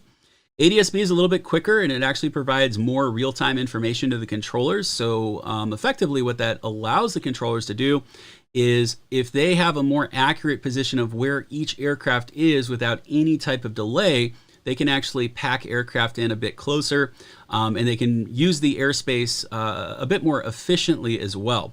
So ATIS-B has that kind of positive capability, and it is basically required in the same places that your transponder is required, except for it's also required over the Gulf of Mexico that we talked about during our regulations class. So there is two different types of ADS-B. Pretty much those that are operating at least have a minimum of ADS-B out. ADS-B out is basically providing the information to air traffic control. But there's also this thing called ADS-B in. You do have to pay a little bit more money to get a special transceiver for it, or an ADS-B receiver for it, that is. And what that does is that's going to gather air traffic control information and basically bring it into the cockpit. And then you can display that on an electronic flight bag, or if you've got a system, any type of avionics that are designed to handle that. So there's also a series of these ground link stations, and the information is received by air traffic control ground stations as a replacement for secondary surveillance radar. And then what that looks like for the pilots, so this is ADS-B. This is everybody basically going into Oshkosh a couple years ago. So this is just a screenshot from it. And what we can see here is hidden behind this white bar, this outline right here. This is your airplane right there. And basically this is the corresponding traffic and information that your ADS-B is actually sending into your aircraft. So we have an airplane with a target. It basically will show the direction of travel. We have the call sign right there, and we can see that it's 1,200 feet below our current position of our airplane over here. And we can see the whole conga line going into Oshkosh there. If you were to click on any of these targets, it actually provides you additional information, including the ground speed, the make and model if it's available, and sometimes some additional information. So ADS-B in is a great thing to have inside your cockpit, but just keep in mind not everybody has it. A lot of times if you don't want to pay for the hardware, which could be in the thousands for an installed unit, a lot of us will go out and get basically an ADS-B receiver for anywhere from $300 to $600, and you can pair that with your iPad or your or whatever EFB that you have. So besides just traffic information, which is always nice to have, you will also be able to get certain weather information. So you will have access to NEXRAD images in flight, and also some other stuff and some other weather products that are available as well. So that is ADS-B. What I want to do real quick is I'll share with you the generic FAA, the big video that they used to push ADS-B with, but it does a pretty good job explaining what are the benefits. Mainly, it's the refresh rate and that secondary radar that's really providing not only information to pilots, but it's also providing better real-time information to air traffic controllers, where they're effectively just using the airspace a bit more efficiently. So let's go ahead and watch this. We'll come back and we'll look at the requirements once again. ADS-B and NextGen are revolutionizing aviation. Skies around the world are becoming increasingly crowded. In the U.S., the Federal Aviation Administration estimates that rising numbers of flights and passengers will overwhelm the current air traffic control system by 2015, leading to an increase in delays, higher costs, and greater environmental impact. To meet this challenge, the FAA is building NextGen, America's air traffic control system of the future, which will make air travel safer, more efficient, and better for the environment. The backbone of the system is a new technology called Automatic Dependent Surveillance Broadcast, or ADS-B. ADS-B enables the widespread use of satellite-based GPS technology in aviation. It provides air traffic controllers and pilots with information that will help aircraft efficiently navigate our increasingly congested airspace. So how does it work? ADS-B allows planes to determine their exact location using GPS. That information is broadcast to other nearby aircraft and ADS-B ground stations, which relay the information to air traffic controllers. Additionally, a signal with flight, weather, and radar data is broadcast back to the plane. To make this possible, aircraft will be required to have equipment that continually broadcasts their position, and optionally, additional equipment that enables the aircraft to receive those messages from other planes, as well as information from ground stations. This continuous and nearly instantaneous cycle of broadcasts gives air traffic controllers and pilots a complete and more up-to-date picture of their airspace. ADS-B provides updates 12 times more frequently than radar, which means better coordinated takeoffs and landings, less time sitting on the ground or circling in the air, more direct routes that shorten flight times, and fewer delays. Increased airspace efficiency is another chief benefit of ADS-B. The technology puts more information in the hands of pilots, who will now have access to air traffic control data on display screens right in the cockpit, while controllers will guide them from displays which will be more accurate than ever before. This extra layer of data enables advanced air traffic control procedures, allowing aircraft to fly more closely together with fewer instructions from the ground. ADS-B also benefits the environment by enabling a more direct approach and a power-saving continuous descent to the runway. For example, an airliner using these procedures during every landing would save enough fuel to reduce its annual carbon emissions by an amount equal to that of more than 100 cars. ADS-B will have direct effects on local markets. For example, in the Gulf of Mexico, ADS-B stations installed on offshore oil rigs are providing full air traffic control coverage over the Gulf for the first time in history. ADS-B dramatically increases efficiency for both low-altitude helicopter traffic servicing oil rigs and for high-altitude air transport aircraft traversing the Gulf. Right now, ITT is working with the FAA on a nationwide rollout of ADS-B. ADS-B technology will enable air travel that is safer, more efficient, and better for the environment. This technology, a cornerstone of NextGen, will revolutionize the future of flying. And it's on its way right now.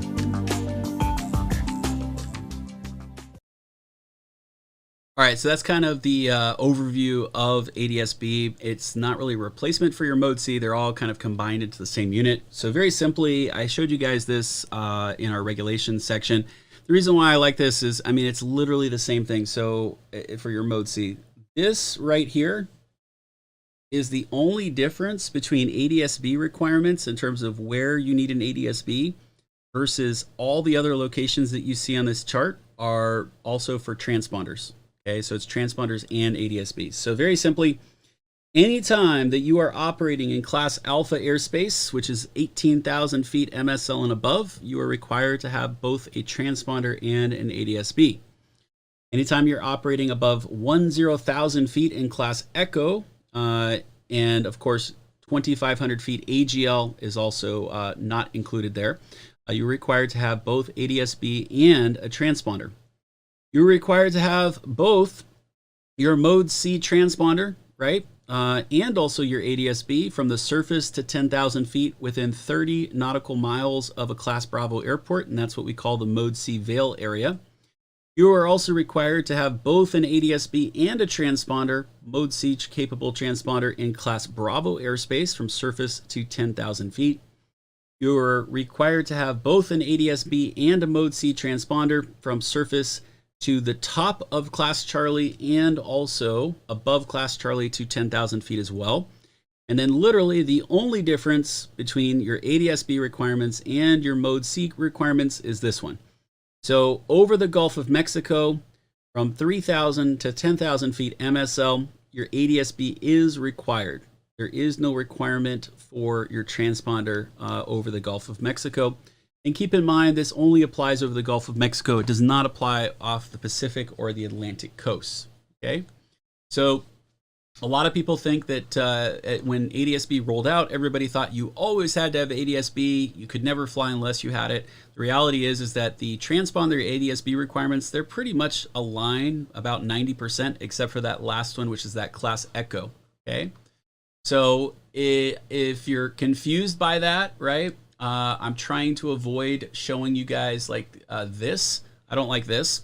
These are your Mode C transponder requirements, and these are how they're written directly in the regulations. I think the visual is exactly the same.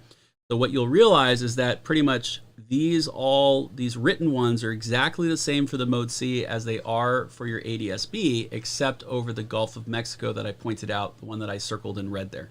Okay, so couple test questions. These are not dealing with ADS-B. They're dealing specifically with your 4096 code transponder and Mode C encoding altimeter. So they're going to ask you, where is it required within the following airspaces? As long as you kind of think about what we just reviewed, these should be fairly simple. So very simply, I'm not going to read it. Just you have options A, B, or C there. Where is your Mode C encoding altimeter going to be required? Pat, you can get an electronic flight bag installed on your device. The two biggest providers, if you're an Apple user, that's going to be ForeFlight. If you are a non-Apple user, for basically anything else, it'll be Garmin Pilot. And then there are some that are in between that are more flexible, that are less popular, like FlyQ is another one as well. And then you have to have the information from the ADS-B basically being sent into your iPad or your tablet, and then that's what's populating it. Looking good so far. We got the first third of the class in.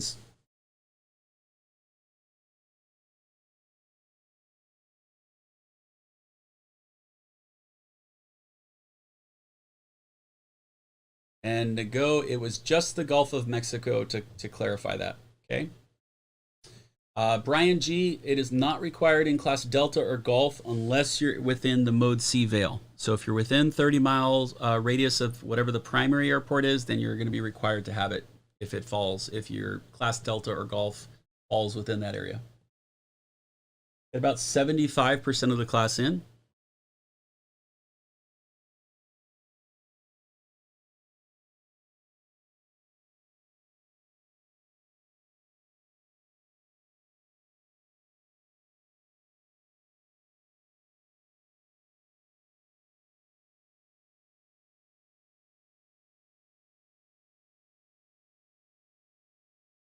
And about 85% now.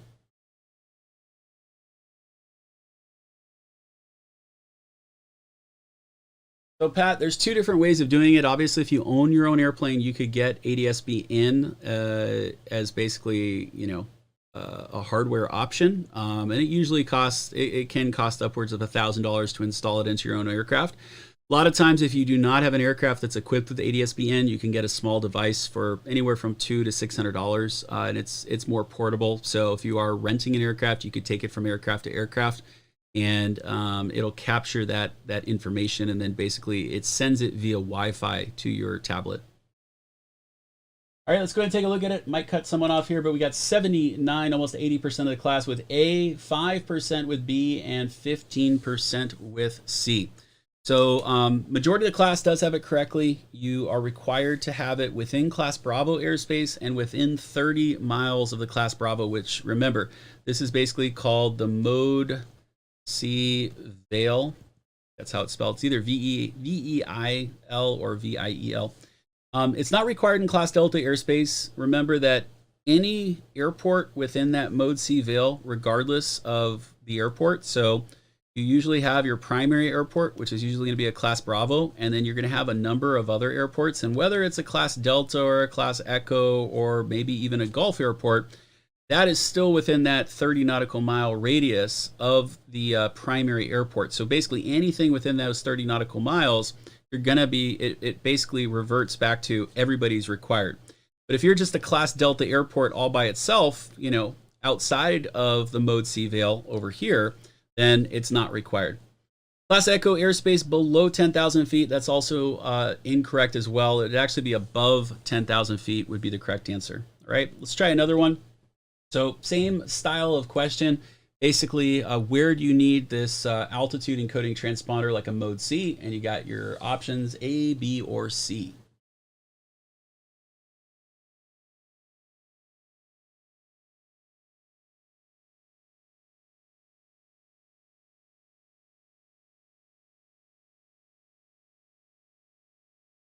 Good job on getting it right, Vlad. For those that are having trouble with this, what I would encourage you guys to do is study that chart in the video if you need to pause it, or you can even print it out. And like I said, the reason why I like that chart is everything overlaps except for that Gulf of Mexico situation. And everybody understands, I also want to clarify, everybody understands how to find the Mode C Vail. There's no questions about that, like where is a Mode C Vail or anything.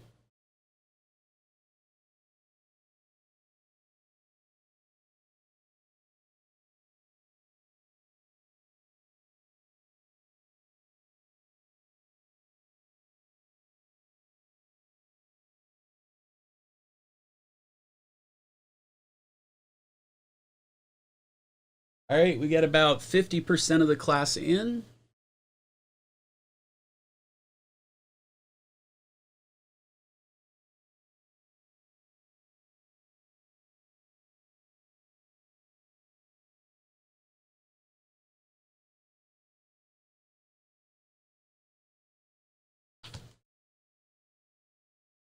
Nicholas, I will clarify Mode C here for those that need it. Alan, Joshua, I will go for it once we're done with this question for you guys.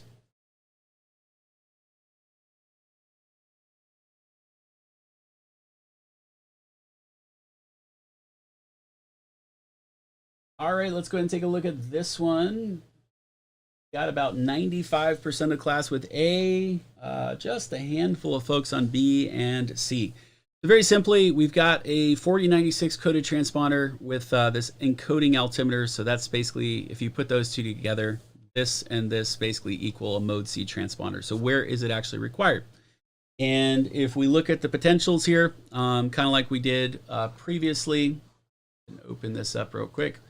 The majority of you guys actually have it correct. I mean, it is going to be A. It is required in Class Alpha. It is required in Class Bravo and within the 30 nautical miles of Class Bravo primary airport. That's that Mode C Vail. And it's also required in Class Charlie. So B is going to be incorrect. Class Delta and Class Echo below 10,000 feet. And same thing. I think that's just no, it's not almost a duplicate. Class Delta and Golf as well.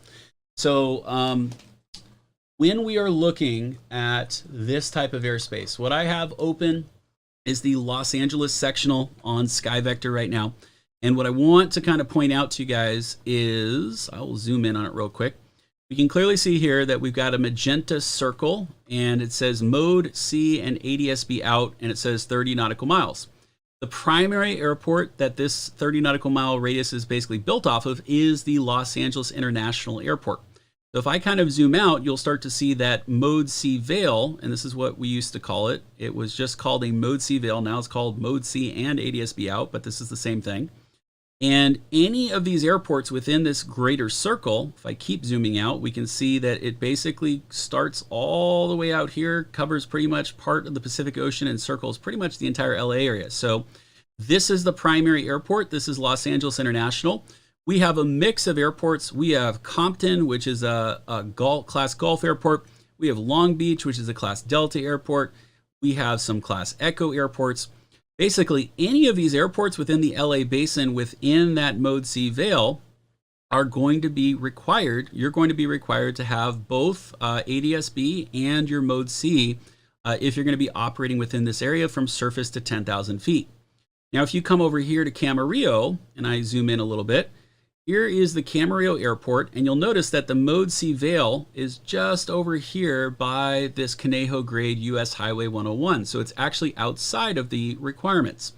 And Class Delta, just by itself, if it's not within that Mode C Vail and it's just sitting here, you are not required to have ADS-B, nor are you required to have a Mode C altitude encoding transponder. So same thing with Oxnard. Same thing up here with Santa Paula because they're all outside of that Mode C Vail. Okay, well, hopefully that makes sense. If you guys go to any major Class Bravo airport, I can go over to Phoenix, for example. Okay, or this is actually Vegas. Vegas, you see that magenta circle that basically surrounds all of Las Vegas? That is the Mode C Vail. So any airport within this given area of this magenta circle here, that is going to be your Mode C Vail, and it only surrounds those Class Bravo airports. Same thing, I think this is Phoenix maybe. Yep, that looks like Phoenix. Yep, Phoenix Sky Harbor. We have that magenta circle on the band, kind of goes all the way around, right? And every airport, regardless of Bravo, Charlie, Delta, Echo, or Gulf airspace, every single airport, including these little ones out here that are Class Gulf, right? All these private airports out here, the Estrella Sailport over here, because they're within that Mode C Vail, they're required to have Mode C and also ADS-B capabilities. Okay, so hopefully that clarifies when you need it. All right, the last question I've got before we take a break here, just one more. Go ahead and open it up. This one should be pretty simple if we can get this right. All right, when operating under VFR below 18,000 feet, what should we be squawking? Is it A, 1200, B, 7600, or C, 7700?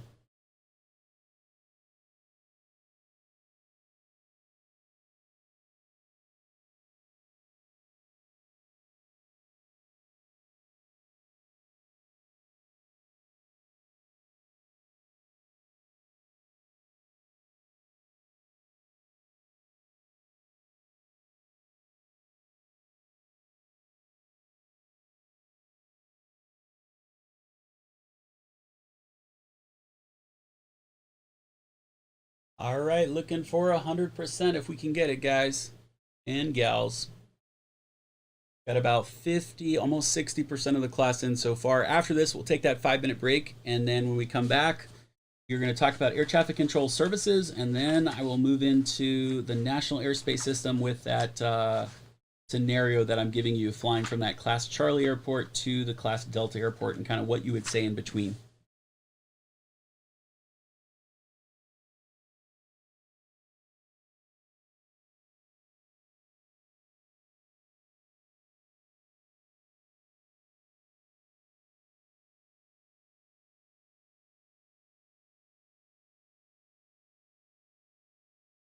All right, I'm going to call at this point. We've got 95% of the class with the correct answer, almost 96%. We have a couple folks on B and C there. But anytime that you're operating below 18,000 feet, basically outside of Class Alpha airspace, you want to be squawking 1200, which is basically just going to be for standard VFR.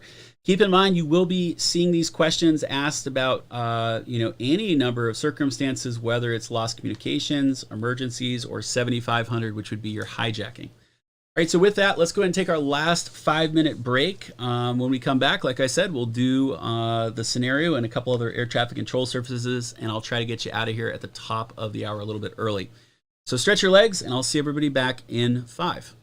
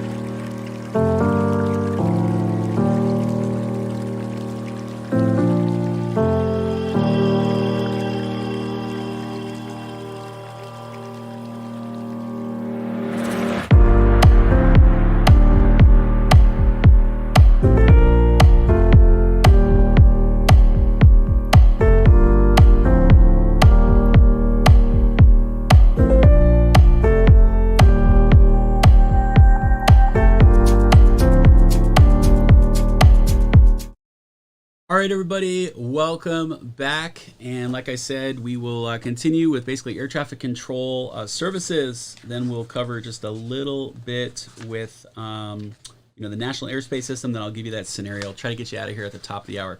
All right, so the next thing we want to talk about is air traffic control calls. Now, you can get something called local area advisories, or you could get flight following, and we'll talk about the differences here. But a lot of times what air traffic controllers are doing is providing you information about traffic that might be of interest to you. Okay. So one thing that you need to know is that on the air traffic controller's screen, they can only see your ground track. Okay, so it depends upon what the wind is doing, but the only thing they can see is which general direction your airplane is flying. Now with that, if we look at the example on the screen here, we have a target that is directly in front of the aircraft in the sense of the way that the aircraft is moving on the controller's screen. It's basically moving from north to south. Now, when we start adding in wind, in order to maintain this southbound course, the pilot is effectively crabbing into the wind. So you notice that the nose of the airplane might be slightly cocked. So in this case, the controller believes that the target is about directly in front of the aircraft because it's moving to the south and they seem to be converging head on. Yet, if the pilot were to look, it's not necessarily directly in front of you. It's maybe 20 or 30 degrees off. So the other thing you also need to know is that anytime that a controller basically provides a position in terms of where that traffic might be, it's always going to be like a clock. The very front or nose of your aircraft is basically the 12 o'clock position. Your right wing is the 3 o'clock position. The tail is the 6 o'clock position. The left wing is the 9 o'clock position. So in the event that they say traffic 12 o'clock, 3 miles, it may not directly be off of your nose, depending on what the wind situation is. So you always kind of want to look, maybe it could be 1 o'clock or it could be 11 o'clock. It just depends on how your airplane is actually crabbing into the wind, just like in this example. Okay. So here, just because they're going to say that the target is 12 o'clock ahead, the pilot in this case, it's closer to probably the 2 o'clock position because they're looking off the right-hand side. Okay. So it's going to be relative to the position that the controller sees in which they are actually moving. Now, anytime that you are basically looking for radar services or trying to find that information, a lot of times for Class Bravo and Charlie airports, you would find this information directly on the chart itself. So very simply, contact Santa Barbara Approach on 120.55 within 20 nautical miles. There's actually another frequency on the right-hand side, so it's a different frequency. So what Santa Barbara does is very simply everything to the right of the airport, or basically to the east of the airport is one frequency. Everything to the west of the airport they have on a different frequency as well. So remember that you can always find this information inside the chart supplement. You could actually look up Santa Barbara and you could actually find Santa Barbara Approach Departure Control, and it will tell you if you're coming from the east or from the west side of the airport. Now, what's important to realize is that in Class Bravo and Charlie, they do provide radar services, and they're specific to sequencing and separation.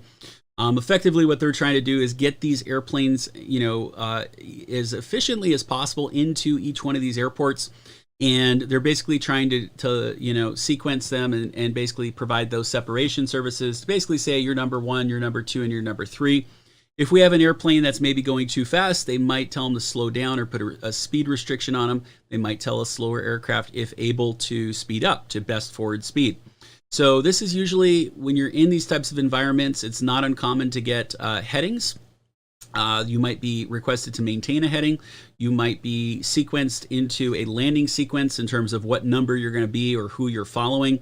You might also be given an altitude or an altitude limitation or a speed limitation. Just depends on what is going on specifically within that airspace. Now, the important thing to realize is that anytime we're talking about radar services, regardless of the airspace, everything except for Class Alpha airspace, it's really going to boil down to 2 different services. There's one that's basically called local area advisories. The other one is called flight following.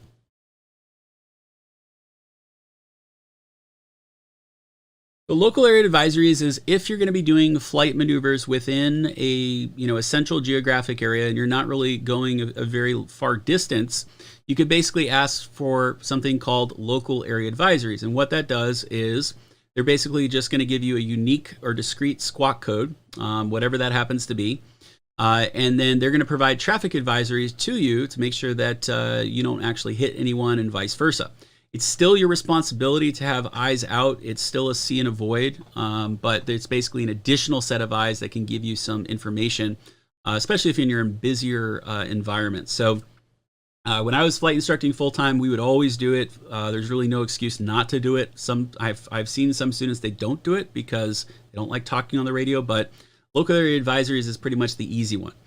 The other one that you can always ask for VFR is called flight following. So very simply, if I'm going to be taking off from, let's say, I don't know, let's say I'm going from Van Nuys Airport, and it does not matter the distance. Let's say I'm going to go from Van Nuys Airport over here, and I'm going to go all the way down to San Diego, whether that's Lindbergh or Gillespie or any of those fields down there. And very simply, flight following is an additional set of eyes. And what they're going to do is basically follow your airplane from wherever you pick up flight following to whatever the termination point is. And when you request flight following, you're going to have to provide them some basic information, obviously where you're going. You don't need to provide routing information, but where are you actually going? What's your final destination? Sometimes they'll ask you for the airport code if it's not a local airport that they're familiar with. They'll ask you the altitude that you intend on flying. So that's where we use either the even thousands plus 500 or the odd thousands, depending on if we're going eastbound or westbound. And they'll usually ask you what type of equipment you have on board. So are you a slant Gulf, which basically means that you're GPS equipped, or are you something more basic than that? And what will end up happening is you'll get that discrete code. They'll tell you to, let's say, squawk 4001. And you're going to keep that code until you get all the way down to San Diego. And what will end up happening is that as you basically go through all of the different sectors of airspace, you'll probably talk with SoCal departure a couple different times, right? And you're going to basically, each one of these tick marks is going to represent a handoff from one controller to another. And every time they check in with a new controller, very simply, they're going to give you a local altimeter setting, and that's that. It's basically another way to, it's for safety reasons. You're always in contact with a controller. And in addition to that, they're also providing you that additional set of eyes for any type of traffic along your route or path. Now, if you don't want to go in a straight line and you basically want to go sightseeing and you want to kind of make loops and this type of stuff and then finally get to San Diego, that does not matter if you're on flight following or not. So those are your two most basic types of services. The important thing to realize is that either one, local area advisories or flight following, is on a workload permitting basis for VFR aircraft, workload permitting basis. The air traffic controller's responsibilities are primarily IFR traffic. Those are the folks who are pretty much guaranteed services. And then everybody else, assuming that they have additional capabilities, then they'll take on these requests. On a busy Sunday afternoon in the LA area, if you ask for local area advisories, you may get turned down, or you may be asked to call back in 5, 10, or 20 minutes when the controllers have additional capabilities or resources to handle that request. Okay.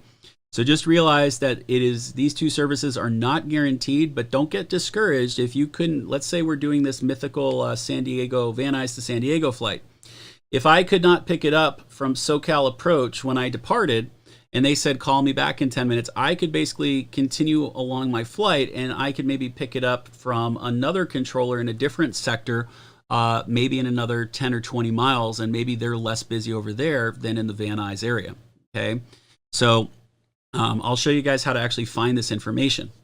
Now, the other type is known as a Terminal Radar Service Advisory, and this is called a TRSA. This is a special kind of unique area. And we talked about these briefly in the airspace lesson. They are going to be surrounded by a Class Delta airport. So we have Palm Springs International from surface to 3,000, and that is the Class Delta airport. Within this area, basically the entire area of the Class Delta, right in here, the TRSA goes from the surface to 10,000, and then outside of that area, it depends. There's different altitudes. We have 2,000 to 10, 3,500 to 10, 3,500 to 10 to the south.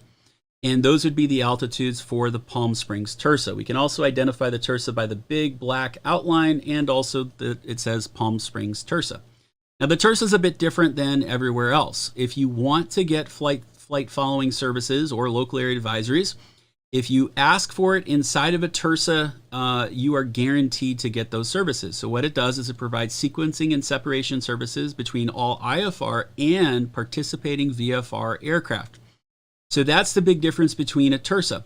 If I ask for flight following or local area advisories outside of the Tersa, over here, or maybe I'm over here, it's going to be on a workload permitting basis. If I do it within the Tersa, then they basically will have to accept that request, and then they'll provide that separation. And it's not a requirement that you participate. But once again, if it is offered, I would encourage you to participate. It doesn't take more than one radio transmission to pick up the clearance and the information, and it's going to provide that extra set of eyes in the sky, and it will help out.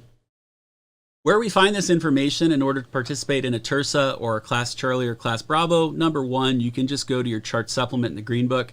You can also expand your sectional or your TAC chart, and very simply for all the Class Bravo, Charlie, and Tersa radar approach facilities, you'll actually see the name of the facility and the airport that it represents, and then you'll see all the different frequencies associated with it and the service availability. So the Palm Springs Tersa, for example, we have 2 different frequencies. One if you're coming from the northeast or southwest on 118.85, and one for between the west and the north between 126.7. And it's basically in operation from 0600 local to about 2300 local time. The other frequencies that they have as well are, we have military frequencies, and these we're obviously not going to use. So anything that you really see above, when you start getting in the 200 or 300 range, those are specifically for military aircraft. We also have Class Charlies, so we could see Santa Barbara here, so we can look it up that way. And do not be afraid. Let's assume you have no clue where you are and you're trying to participate in the Palm Springs Tersa, and you think you are southwest, but they really think that you are probably closer to west. If you call up these folks on 118.85 and maybe you were supposed to call the other frequency, they will just say, hey, looks like you're to the west of the Tersa. Can you go ahead and call them up on 126.7? It's that simple. It happens all the time where you might reach the wrong frequency, or you accidentally call the wrong person, and everybody is really just trying to get you to the right place. So haven't really had any issues with that. Inside your chart supplement, it will give you the radar service information. So these are just a couple airports within that chart supplement. So if we look at the Watts Woodland Airport here, going down to the very, very bottom, if I wanted to get flight following or local air advisories, I could basically do so through the approach departure frequency. So that's that 126.6 once I take off. Now, some of the larger airports, Class Bravo, Class Charlie, and some Class Delta airports provide flight following on the ground, but keep in mind that that's not always going to be the case. Never hurts to ask. You can always call up either the ground controller on the ground at those airports, or you could talk with potentially clearance delivery, and if they do it, great. If not, they'll probably give you one of the approach or departure control frequencies. So once you actually are up in the air, then you'll go ahead and get off the tower frequency and contact approach departure and let them know what you actually want. For Palm Springs International Airport, it's not even a regional airport anymore. This is the Tersa. So very simply, we have airspace of Class Delta, and then we've got Tersa. It says contact them and approach about 15 nautical miles out. So we've got that information. Santa Barbara International Airport, which is a Class Charlie. Here is the Class Charlie information. It's basically operational from 1400 to 0700 Zulu. And then once the tower controllers go home, that actually reverts to a Class Echo airspace. And then here's San Diego Lindbergh Field, which is the Class Bravo, right next to the city there. And if we look here, that is going to be Class Bravo airspace, and it's telling us more specifically to see the VFR terminal chart, the TAC chart, which will provide the appropriate frequencies depending on where we're going to be coming from, whether it's basically from the west, the south, the north, or the east. There's a couple different frequencies that we can contact them on, okay? So anytime that you're looking for flight services, and maybe you could not get it on the ground, what you would do is you would contact approach or departure control once you're in the air, and then you'd make that request directly with them. All right. Now, some other airports do have clearance delivery, and I'll talk about the purpose of clearance delivery in the scenario here. But some of the larger airports, you're going to see this, and this is clearance delivery 132.7. And very simply, if you see clearance delivery, you're in a Class Charlie or Class Bravo airport, you will have to contact clearance delivery, and you're going to pick up a clearance, and I'll talk more about what that clearance is going to contain. All right, let's go ahead and look at your basic radar service in the terminal radar program. Is best described as, is it A, safety alerts, traffic advisories, and limited vectoring to VFR aircraft, B, mandatory radar service provided by the Automated Radar Terminal System, ARTS program, or C, wind shear warning at participating airports?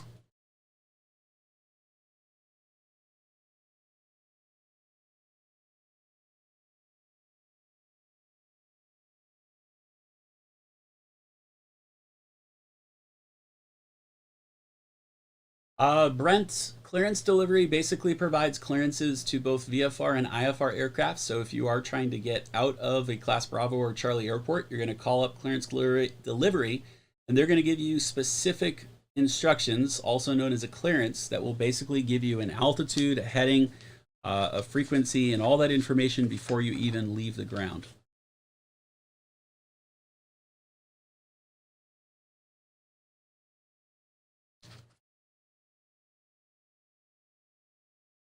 At about 50% in so far.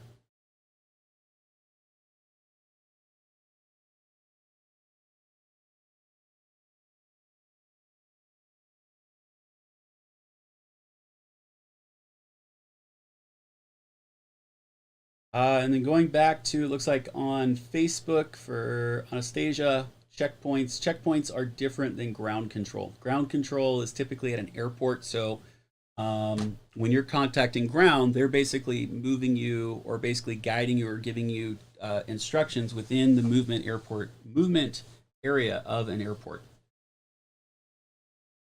All right, about 85% in so far.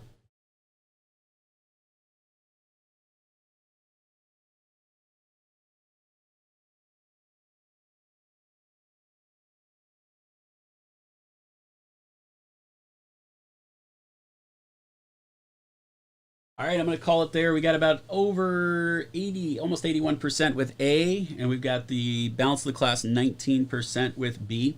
So the correct answer here is going to be A. Okay, it is going to be safety alerts, traffic advisories, and limited vectoring to VFR aircraft. Okay, so never talked about anything that deals with ARTS or the Automated Radar Terminal System program. So that one's kind of out. Nor is wind shear warning one either. Okay. All right, the next one we've got is you're going to receive the following information from air traffic control, and you kind of have to figure out where is this other aircraft or where you're actually going to be looking. So an air traffic control radar facility issues the following advisory to a pilot flying on a heading of 090. Traffic, 3 o'clock, 2 miles, westbound. Where should the pilot look for this traffic? Is it east, south, or west?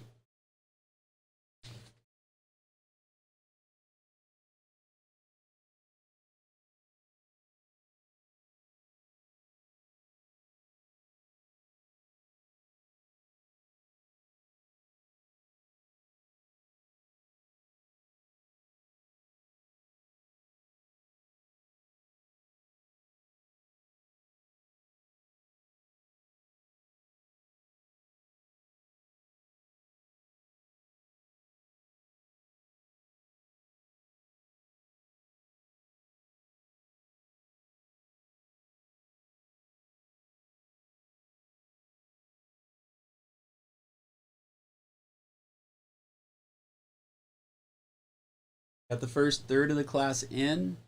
Draw it out if it makes it easier for anyone, or like Benjamin, physically turn around.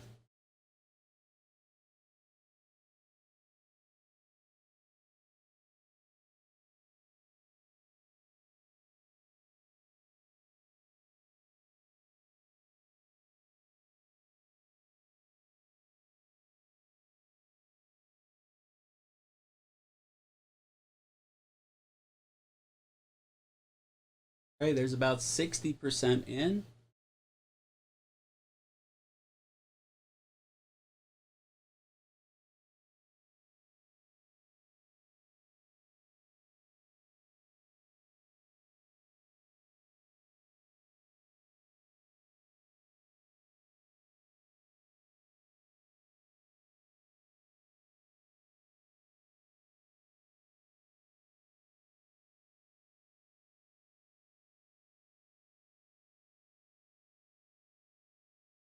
All right, I'm going to keep it open, let folks basically filter in the last few answers here. So very simply, what I usually like to do is always treat the top of the page as north, south, east, and west. Okay.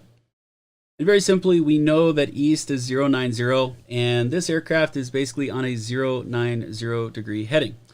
So if I point my aircraft in that position going this way to the east, okay, and we get a traffic report, or basically a call that says traffic 3 o'clock 2 miles westbound. Remember that the nose of the airplane is always the 12 o'clock position, and we have the 3 o'clock, the 6 o'clock, and the 9 o'clock position.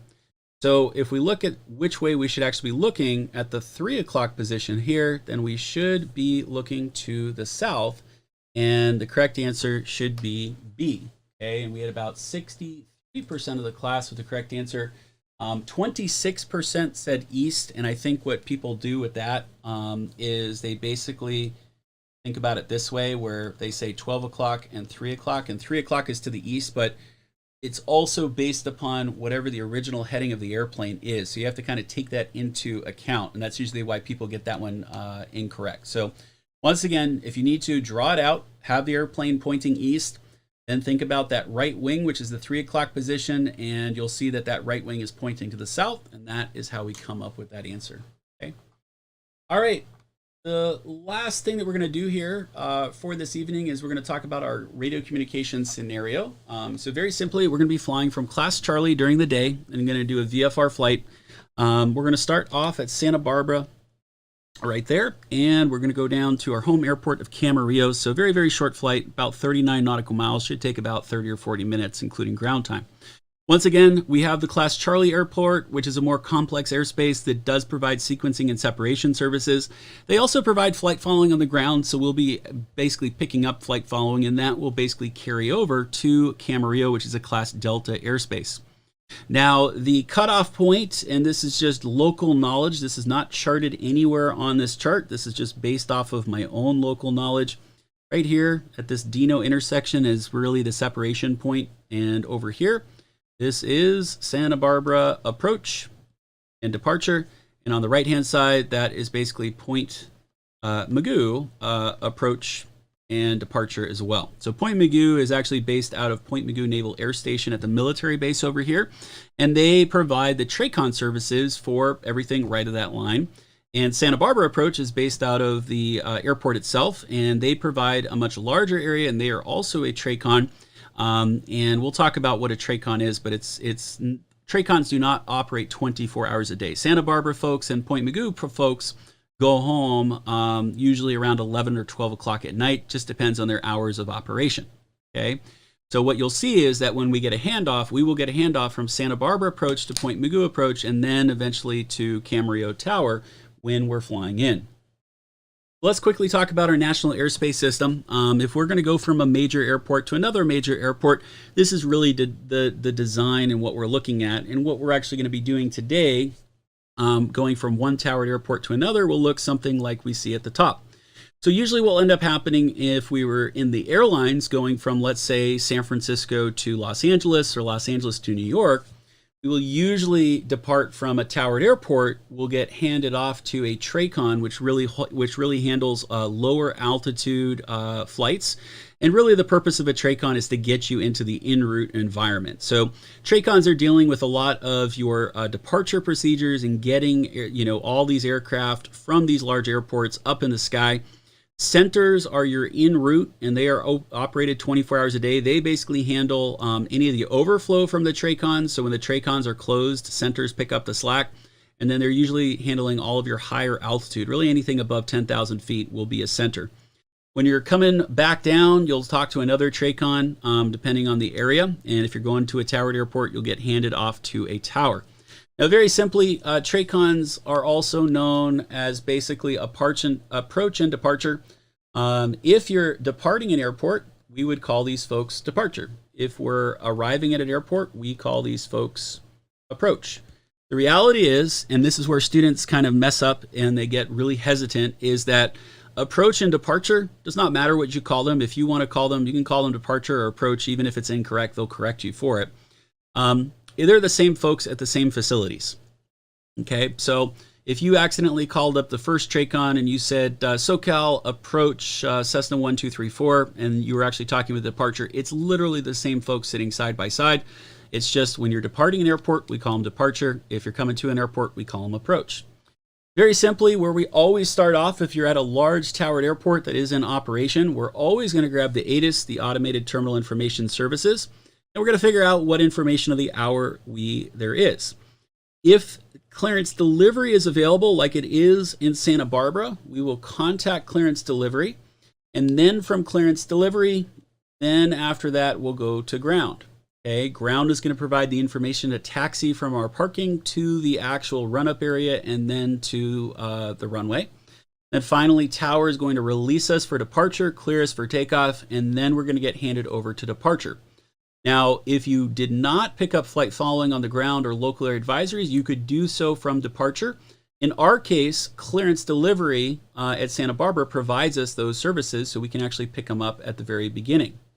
Now, if at any point in time you're at a smaller airport, so for example, if we were to depart from Camarillo, Camarillo does not have a clearance delivery, so you can basically cut out one of the services, right? We would just go from ATIS to ground and ground to tower. It's pretty much that simple.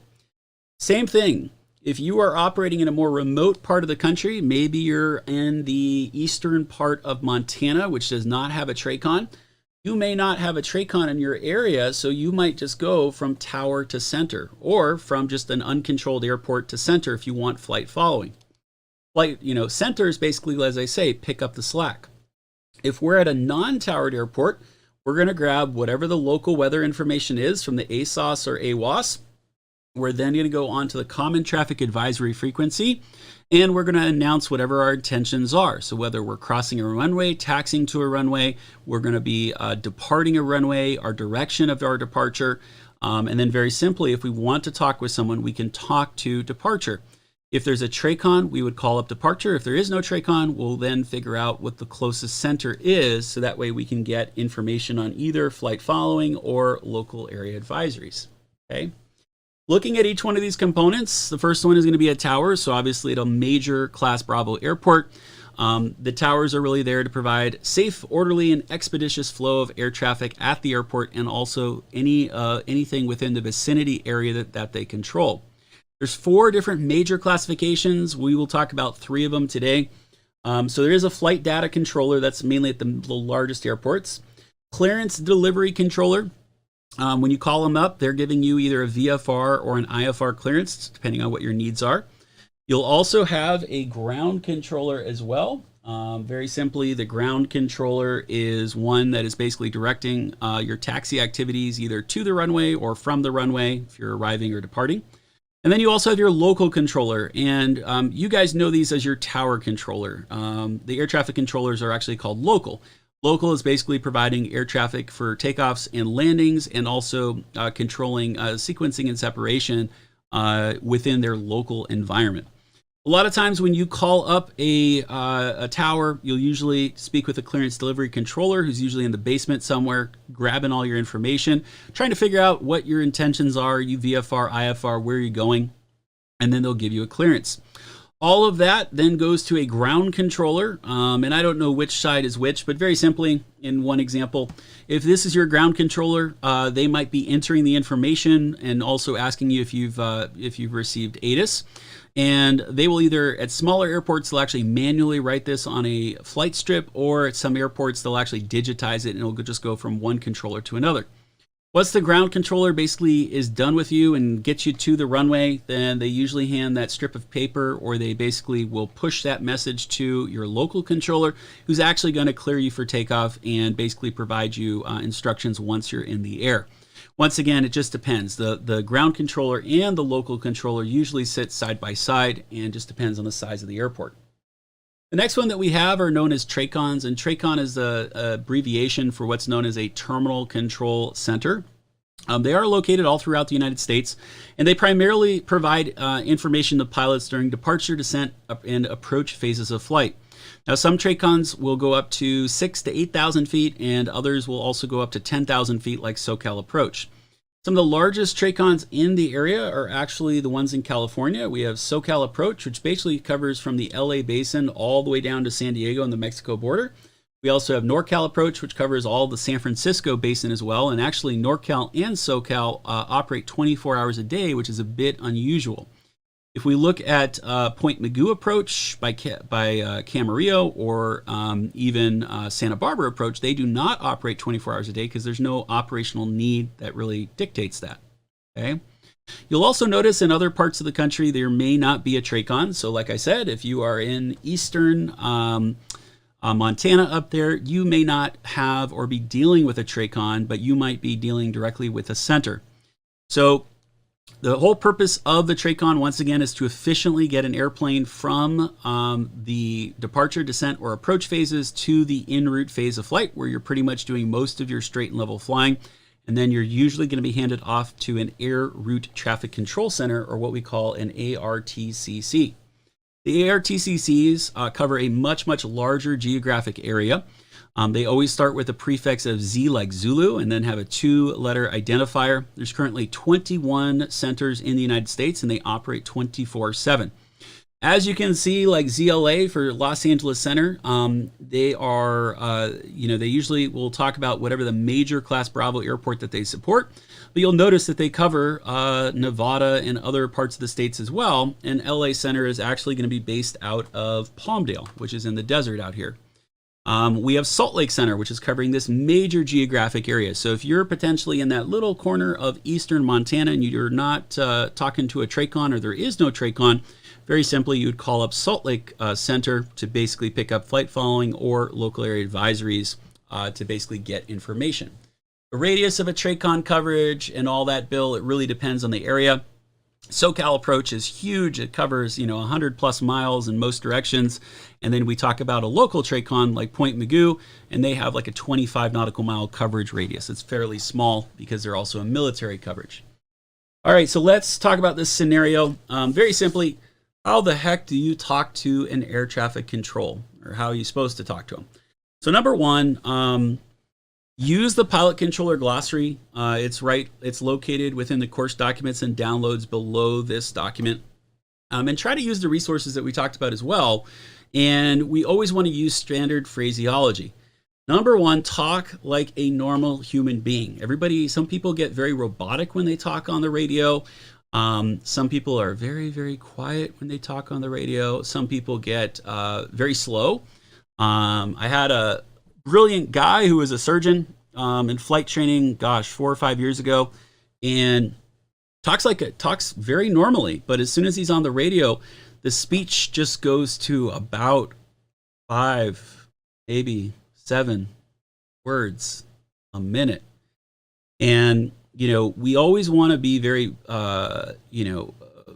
concise with what we say. Concision is a good thing when we're talking on the radio, and not eat up a lot of bandwidth because a lot of other people are sharing the same frequency. The other things you also want to do is just make sure that you provide position information. You can't just say, hey, this is Sally over here, right? You want to provide your call sign, which is your tail number. And you also want to provide what position you're calling from. You don't say, hey, this is Cessna 1234 and I'm over the parking garage. What parking garage? Or I am 10 miles away from the airport. 10 miles in which direction, right? We need to be a little bit more precise with that information. Going back to our friend who talks slowly, the reason why I say concise and kind of keep things short and to the point is that when we're calling up flight service, I remember he was holding on to that mic for dear life. And I mean, he was holding on to it for like a good 60 seconds. And first things first is he forgot the tail number of the aircraft. And keep in mind, it's placarded directly in front of the pilot. So you just have to read it. I remember he was sitting there and he's saying Cessna, and he kept looking at me and I kept pointing at the placard. 7, 1, 3, N. And he's still not letting go of this poor mic, and he's looking at me. He's like, what's N? November. Okay, let me start over. Cessna 7, 1, 3, and it goes on and on. Okay. And then he asks for flight following, and he's basically with flight following. It's very simple. Where are you? You want flight following to what location and what altitude do you want to fly at? So what that might sound like is, Point Mugu approach, Cessna 764 Charlie Papa. I'm 3 miles north of Camarillo. I'm at a 3,000, climbing for 6,500. Like to file to Bakersfield Airport's KBFL, and that's it. And then you release the mic. And he was trying to figure out the altitude to fly, and I remember he was going through the altitudes as we're crossing them. Point Mugu crossing, we are at 3 miles, 3.1 miles. He was honestly counting up with the nautical miles from the distance measuring equipment, and then he was also counting up with the altitude. Basically, 90 seconds later, after I was breaking his thumbs away from the mic, right, you can just imagine aircraft that are missing their turns, aircraft that are missing traffic calls, folks that are supposed to be, segmented onto their their final approaches into different airports for the instrument folks. So once again, talk like a normal human being, use common phraseology, use a normal, pattern of speech. And try to stick with things that, are, like I said, are going to be within the pilot controller glossary. And here's where it comes down to the simplest things: who you are, where you are, and what do you want to do. Okay. Occasionally, you might need to throw in ATIS information if you're going into a towered airport. Okay. So very simply, anytime you see a call sign, we do not say the N. The N is basically silent. The N just represents that it is a N number. It's an aircraft that's registered in the United States. On your very, very first call, we always say the entire call sign. And then when you're continuing to talk to a controller, you can abbreviate it to the last 3 alphanumerical characters.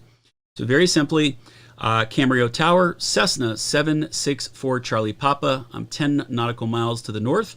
I'm inbound to land. I have information alpha, whatever the information of the hour is. Okay, and that's it. That's all you got to say. But you always want to think about who you are, where you are, and what do you want to do. If you need to write it down on a piece of paper or use those cheat sheets that we have in the course document, I would encourage you guys to do it as well. Okay. You make a mistake, don't worry about it. You will, and I guarantee you at some point a controller will yell at you. That's just the normal process. So step number 1, we are in partly cloudy, actually very cloudy Santa Barbara today. And the very first thing that you're going to do when you get into the airplane is obviously listen to the ATIS. So when you get the ATIS, this is the information that you're writing down, and this is what you hear. You hear Santa Barbara departure, ATIS information Bravo. Time 2253 Zulu. Wind 210 at 5 knots, 10 statute miles. Overcast at 5,000, temperature 16. 2.11, altimeter 3011, landing and departing runway 15 right and 15 left. Advise you have information ATIS Bravo. Okay, so and that will just repeat over and over. What I included here is this is a digital copy, so if you guys end up going to the business jet side of things, or if maybe you get into the airlines, this is what a D-ATIS message looks like when you print it out. So very simply, this does not match what you see on the left-hand side, but in the airlines, a lot of times we don't have time to listen to it. So a lot of the larger airports out there will give it to us in basically this text message format, and it prints out on this very cheap fax paper, and that way we have it in hand at all times. So now that we have ATIS and we've written it down, a couple things that we're going to notate is we're obviously going to make sure that our altimeters are up to date. We got 30.11 in our altimeter. We also know that we have information Bravo. Now, this airport, we do have clearance delivery, so it's important that we go from ATIS to clearance delivery. If there was no clearance delivery, I'd go from ATIS to ground. So at larger airports, you're going to be talking to clearance delivery, and a lot of times that will be with Class Charlie. It'll absolutely be with Class Charlie and with Class Bravo airports. Now, what I recommend is basically to do a cold call. And what I mean by a cold call is if I provided all of this information at the bottom and I said, hey, Santa Barbara clearance, Cessna 764 Charlie Papa. I'm over at parking right beneath the tower there. I've got information Bravo. I'd like VFR to Camarillo at 3,500. Most likely, the guy or gal is going to come back on because they're in the middle of stirring their coffee or trying to nuke something in the microwave. And they're going to say, aircraft calling clearance, can you say again? Okay. So a lot of times when you're calling up clearance delivery, you can actually do what is known as a cold call. The cold call is very, very simple. It is the airport name and then clearance and your tail number, and it's just weight at that point. So a better approach, especially at airports that are less busy that have clearance delivery, would be something like this. Okay, Santa Barbara clearance, Cessna 764 Charlie Papa, and then be quiet. Okay, because if you give them too much information, they may not have their pen and paper ready. They may not be, have whatever they need to input the information, and it kind of just takes more time. So by doing this cold call, it gives them an opportunity to then call you back. And a lot of times they're going to say, aircraft calling Santa Barbara clearance, or, Cessna 764 Charlie Papa calling Santa Barbara clearance, go ahead. And that's your cue to now provide that information in terms of what you want to do. So with clearance request, this is all the information that you're going to provide to them. And the biggest things that they need to know is obviously who you are, right? Your tail number, your location, where you're at, what information of the hour you have, and what are you attempting to do. So in our case, we're going to request flight following, and that includes the airport that we're going to and the VFR altitude that we want to fly. So we're going to go back to them and say, Santa Barbara clearance, Cessna 764 Charlie Papa is at parking. We have information Bravo requesting VFR to Camarillo at 3,500. He or she is going to put that into the computer. And very simply, while they're doing that, we are going to prepare to copy a clearance. The clearance is very simply, you're going to get very familiar with this, and we do not use this a lot. Like I said, I used to flight train and do, instruct full time out of Camarillo for a year or two. And I mean, we don't have clearance delivery. No one ever, if you just do a smaller class Delta airport, you just call up ground and you tell them which direction you want to basically depart in. You're going out of these larger airports, or if you're doing IFR, this will become a very frequent thing that you're normally going to, be accustomed to. And if you have an electronic flight bag, you can very simply just in the ForeFlight, you can hit the scratch pad over here, hit the plus in the upper right-hand corner, and it will actually pre-populate the craft for you. All you're going to do is basically just write it down on a piece of paper, and it's important that you get all the different pieces in here. So your clearance limit, some of the stuff you can pre-populate. We know our clearance limit is going to be to Camarillo, our route of flight, our altitude, our frequency, and our transponder. So while we're preparing all this stuff, we're going to have our pen and paper, and we're going to, listen to the clearance. And they're going to come back and they'll let us know, hey, are you ready to copy the clearance? And you'll say yes. And they start basically reading the clearance. Cessna 764 Charlie Papa. Upon departure, maintain runway heading. Expect runway 15 right. Climb and maintain at or below 1,500. And I'm going to put a line like that, which is going to represent, that's kind of the ceiling. So very simply, if I do 1,500 with 2 bars, that means a hard 1,500. They want me at 1,500 feet. If I put a bar like that at the top, that's basically at or below 1,500. Or if I flip that bar and I put it at the bottom of the number, that means that it's at or above. So as long as I'm above 1,500 feet, I'm good. Climb and maintain at or below 1,500. Your departure frequency is 124.7, and I need you to squawk 7562. What I'm going to do is I'm going to read that back to the controller, and keep in mind we're still on with our clearance delivery. And you're basically going to read it back. Okay, so clearance delivery, Cessna 764 Charlie Papa. I'm cleared to Camarillo, expecting runway 15 right. Upon departure, maintain runway heading, climb at or below 1,500. Departure frequency 124.7 and squawking 7562. And they'll usually come back with you and say, read back is correct. Go ahead and contact ground when ready to taxi. And before I contact ground, I'm going to do a couple things. I'm going to put my transponder code in my transponder so I don't forget. I am going to probably bug my runway heading of 15, so that's basically about 150 degrees. If I have an altitude bug, I'll probably also bug 1,500 feet as well. And I will make sure that in one of my standby radios, I've got 124.7, so that way I do not forget that frequency upon departure. Now I'm going to pull out my taxi diagram, and I'm going to go ahead and call up ground. Now with ground and tower, these folks are on 24/7. Okay, what I mean by that is that you do not need to make a cold call to ground or taxi, because these guys are always providing instructions and they're already busy enough. This is our location right here, right at the base of the tower, right next to the hotspot. We'd obviously review the hotspots and then try to figure out our anticipated taxi route before we got in the airplane, and also review any NOTAMs and our weather information. So very simply with ground, who you are, where you are, and what you want to do. Now in this case, the what you want to do portion is already taken care of. All the information that you told the clearance delivery is passed on to the ground controller, and the ground controller will eventually pass it on to tower. So that way you do not need to keep repeating, what your intentions are to every single controller. So in this one, it's Santa Barbara ground, Cessna 764 Charlie Papa, Met transient parking. We have information Bravo ready to taxi.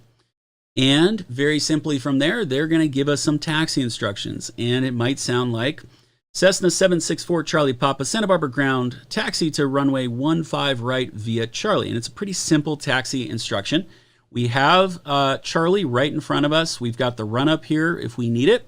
And as soon as we get to the actual runway, once we're actually done with our run up, we'd probably request a run up. Honestly, if we request a run up, we would actually get permission via Charlie to run up, and then we would contact them again once we're done and we're ready to go. So if that was the case, and I'm in the run up area, all I would do is I would call back Santa Barbara ground again, Santa Barbara ground, Cessna 764 Charlie Papa. We're done with our run up, ready to continue to taxi, and then they would give me the very, very short instructions of continue to taxi to 15 right via Charlie, and then I'm going to hold short of that runway. Okay. Once I'm holding short of that runway, I'm going to transfer over to the tower frequency. And if it's not busy, I could let them know that I'm holding short of runway 15 right. Or if the controllers are really on point, sometimes you don't need to say anything. They'll just get back to you. So from this point, now that I'm finally ready to go, I am basically on that tower frequency. And like I said, I can let them know that I'm ready for takeoff. Santa Barbara Tower, Cessna 764 Charlie Papa. I'm ready for takeoff, holding short of runway 15 right on Charlie. Once they are ready to go and they've cleared the traffic, there's nobody on the approach or departure, anything that might cause a conflict, then they're going to get back to me, and they're basically going to say, Cessna 764 Charlie Papa, you are cleared for takeoff runway 15 right. And you'll repeat back, cleared for takeoff runway 15 right. You're rolling down the runway, you hit your rotation speed of 55, 60 knots, you slowly start to rotate, you pull back, your wheels are off the ground, and you're flying straight out. And you'll see on the right-hand side, UCSB, University of California, Santa Barbara. You'll be starting to climb out towards the coastline, and eventually, once you hit about 500, 600, or 700 feet, you're going to get information from tower that's basically going to hand you off to departure. So the tower is now going to start handing you off to departure, and tower comes on and says, Santa Barbara Tower, Cessna 764 Charlie Papa, Santa Barbara Tower. Go ahead and contact departure. Have a safe flight. Okay.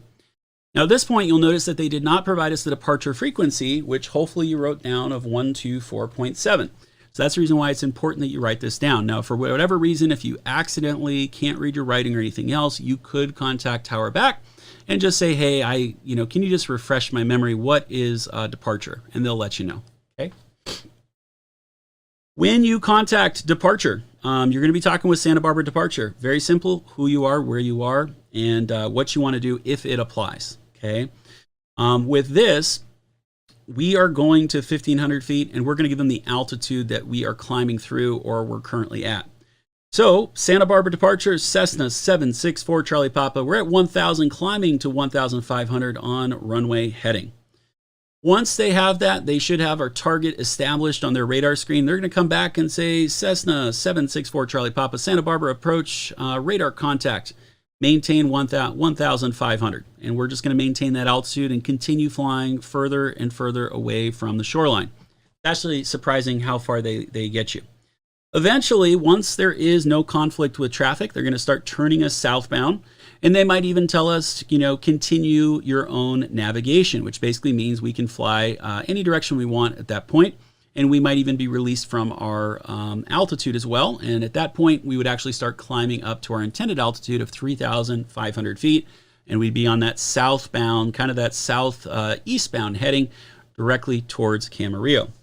Now, as we're starting to progress further and further away from Santa Barbara and we get closer to Camarillo within about 20 to 30 nautical miles, we're going to go ahead and listen to the Camarillo ATIS. And when we're listening to it, this is what we hear. Camarillo ATIS, information Zulu, time 2353 Zulu. Wind is 260 at 10, 10 statute miles visibility, overcast at 4,500, temperature 16, dew point 11, altimeter 2999. Landing and departing, runway 26. So with that information, I am taking note of the information Zulu. I'm updating my altimeter setting to 2999. We can see that our ceiling is getting a little lower. It's 500 feet lower than Santa Barbara. So we'll keep an eye on that. But still, the airport's at sea level, so it's plenty to work with. And I'm also going to note that we are basically landing and departing runway 26. Okay. So what I would anticipate as I get closer is thinking about how am I going to get into this airport. And if I kind of go back to that original slide that we had in terms of, what does this actually look like right here? Runway 26, this airport basically has this runway right here, and runway 26 is basically landing to the west. Okay, so somehow I am either going to get sequenced somewhere over here, or I might come around over here to get to that airport. Now, as I kind of approach this Dino intersection, just because I know it and I've flown it so well, so I'm kind of getting over here, heading to the airport. Santa Barbara approach is eventually going to hand me off to Point Mugu approach, which is the next TRACON. And very simply, that's a pretty simple transition. Santa Barbara departure is going to hand me off, and they'll let me know. And that's not Tower. Sorry, guys, that should be Santa Barbara departure. This is basically SBA departure. Okay, Cessna 764 Charlie Papa. Go ahead and contact Point Mugu approach on 124.7. Okay, all right, 124.7. Have a good day, Santa Barbara. All right, then I'm going to go ahead and contact Mugu approach. Mugu approach, Cessna 764 Charlie Papa. I'm at 3,500. Information Zulu for Camarillo. And at that point, they may continue me inbound, or they may, as I get closer and closer, eventually they're going to hand me off to Camarillo Tower. So once I'm with Camarillo Tower, once again, all the information is being passed from controller to controller. All the information from when I talked with clearance delivery a while back, all the way to ground, to tower, to departure, to now this new approach controller, they have all the information they need and they know where I'm going. Now, when I contact them, they will go ahead and give me a local altimeter setting and basically tell me to continue inbound. Now, you'll notice that everything is really done in reverse, right? We talked with basically Point Mugu approach. Somewhere along the way, we're getting ATIS.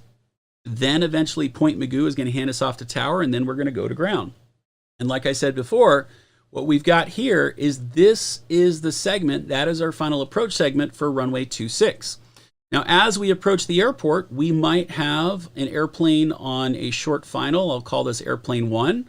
We might have another airplane over here that's being segmented or segued in or sequenced in. And that's airplane number 2. Okay. You may be just the lone aircraft on the approach as well. So as we get closer and closer, if I have given, told to contact Tower at Camarillo, very simply, I'll go ahead and contact Tower, Camarillo Tower, Cessna 764 Charlie Papa. I'm 10 miles to the west, information Zulu inbound for landing. They're going to come back to me and say, Cessna 764 Charlie Papa, go ahead and make right traffic for runway 26. You're number 2 cleared to land. So very slow day here at Camarillo. Anytime the sun's not shining in California, I don't know where the pilots go. They all go to hibernate. But as we're kind of jogging in, I'm going to kind of visualize what is that right traffic supposed to look like. So here is my downwind leg, and here is my base leg, and there's my final. So as I start to break away, I'm going to start to break away from that nice magenta line, enter the downwind. I'm going to be cleared to land. I already have this target right here in my sights, and they're going to be touching down. Basically, I will be number 1 by the time I am turning my right base. Once I get on the ground, I make a very, very short stop, and I'm able to get off right here, which is taxiway Bravo. I'm going to clear the entire aircraft past the hold short line. So remember those 2 solid lines with the dash lines. So basically, I'm going to taxi all the way to make sure that my spinner is over here, my wings are over here, and the tail is well past that line and come to a complete stop. I'm going to run my final after landing checklist, bring up my flaps, reduce my power if necessary, also bring back and lean my mixture. Then I'm going to go ahead and contact ground. Okay, so I think ground is located right here as well, which is going to be 121.8. To let them know what my intentions are, who I am, where I am, and what do I want to do. So very simple. Camarillo ground, Cessna 764 Charlie Papa, off of runway 26 at Bravo. Requesting taxi to the east end of the airport, which happens to be over here where the hangar's at. They'll come back to me. Very simple taxi instructions. Cessna 764 Charlie Papa, Camarillo ground. Go ahead and taxi the east end via Foxtrot. So I'm going to follow Bravo out and continue via Foxtrot, which is the inside track all the way down to the east end, wherever you may end up. All right. So as you can see here, there are a million different scenarios that we could give you. This is one of the more comprehensive ones that I can kind of come up with for you guys. You can pick any exit that you want. If you want to land and land long and go to Charlie or Delta or Echo, you can also go down there as well. The only thing you don't get to select is the runway that you're cleared to land on. All right. So with that, that is everything that I wanted to cover for today. This stuff will take practice. What I encourage you guys to do is download that. I think it's either a Word document or a PDF. It's about 12 or 14 pages with all of the different potential verbiage that you could use, just like you guys can see here where it's fill in the blank. For your first couple of flights, bring in some note cards. Flashcards always work great, and just kind of leave the blanks there for your tail number and whoever you're talking to. And you'll notice the more and more practice that you kind of do this, the less they're going to rely on those cards. And it will make a lot more sense over time. It's not going to make a lot of sense in the beginning.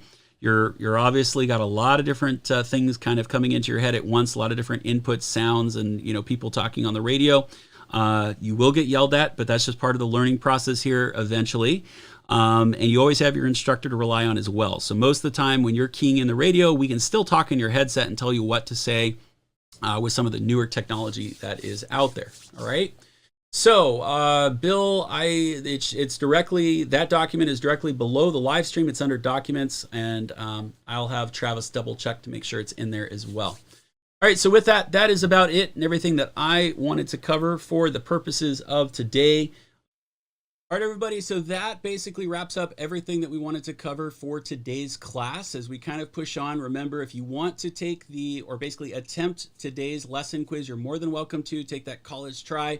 If you want to wait until we basically wrap up the rest of the material, you can always wait until we get to that point. So it's not going to hurt you if you take the lesson quiz in 2 days from now. Not a big deal. In addition to that, we're also going to try something new just for this week. So with the Q&A, the Q&As are, because I have a class right after this, we're going to attempt to do the Q&As basically using the moderators and also our tech team. So if you have any questions, feel free to just throw them in the chat. And we're just going to see if this can increase the efficiency a little. We're going to do a little bit of a test over the next couple days and see if this works or not. But other than that, if you have any questions that we weren't able to answer in the meantime, remember, if it's aviation related, you have the Facebook group, which is a great opportunity. Very, very easy to find a quick answer there.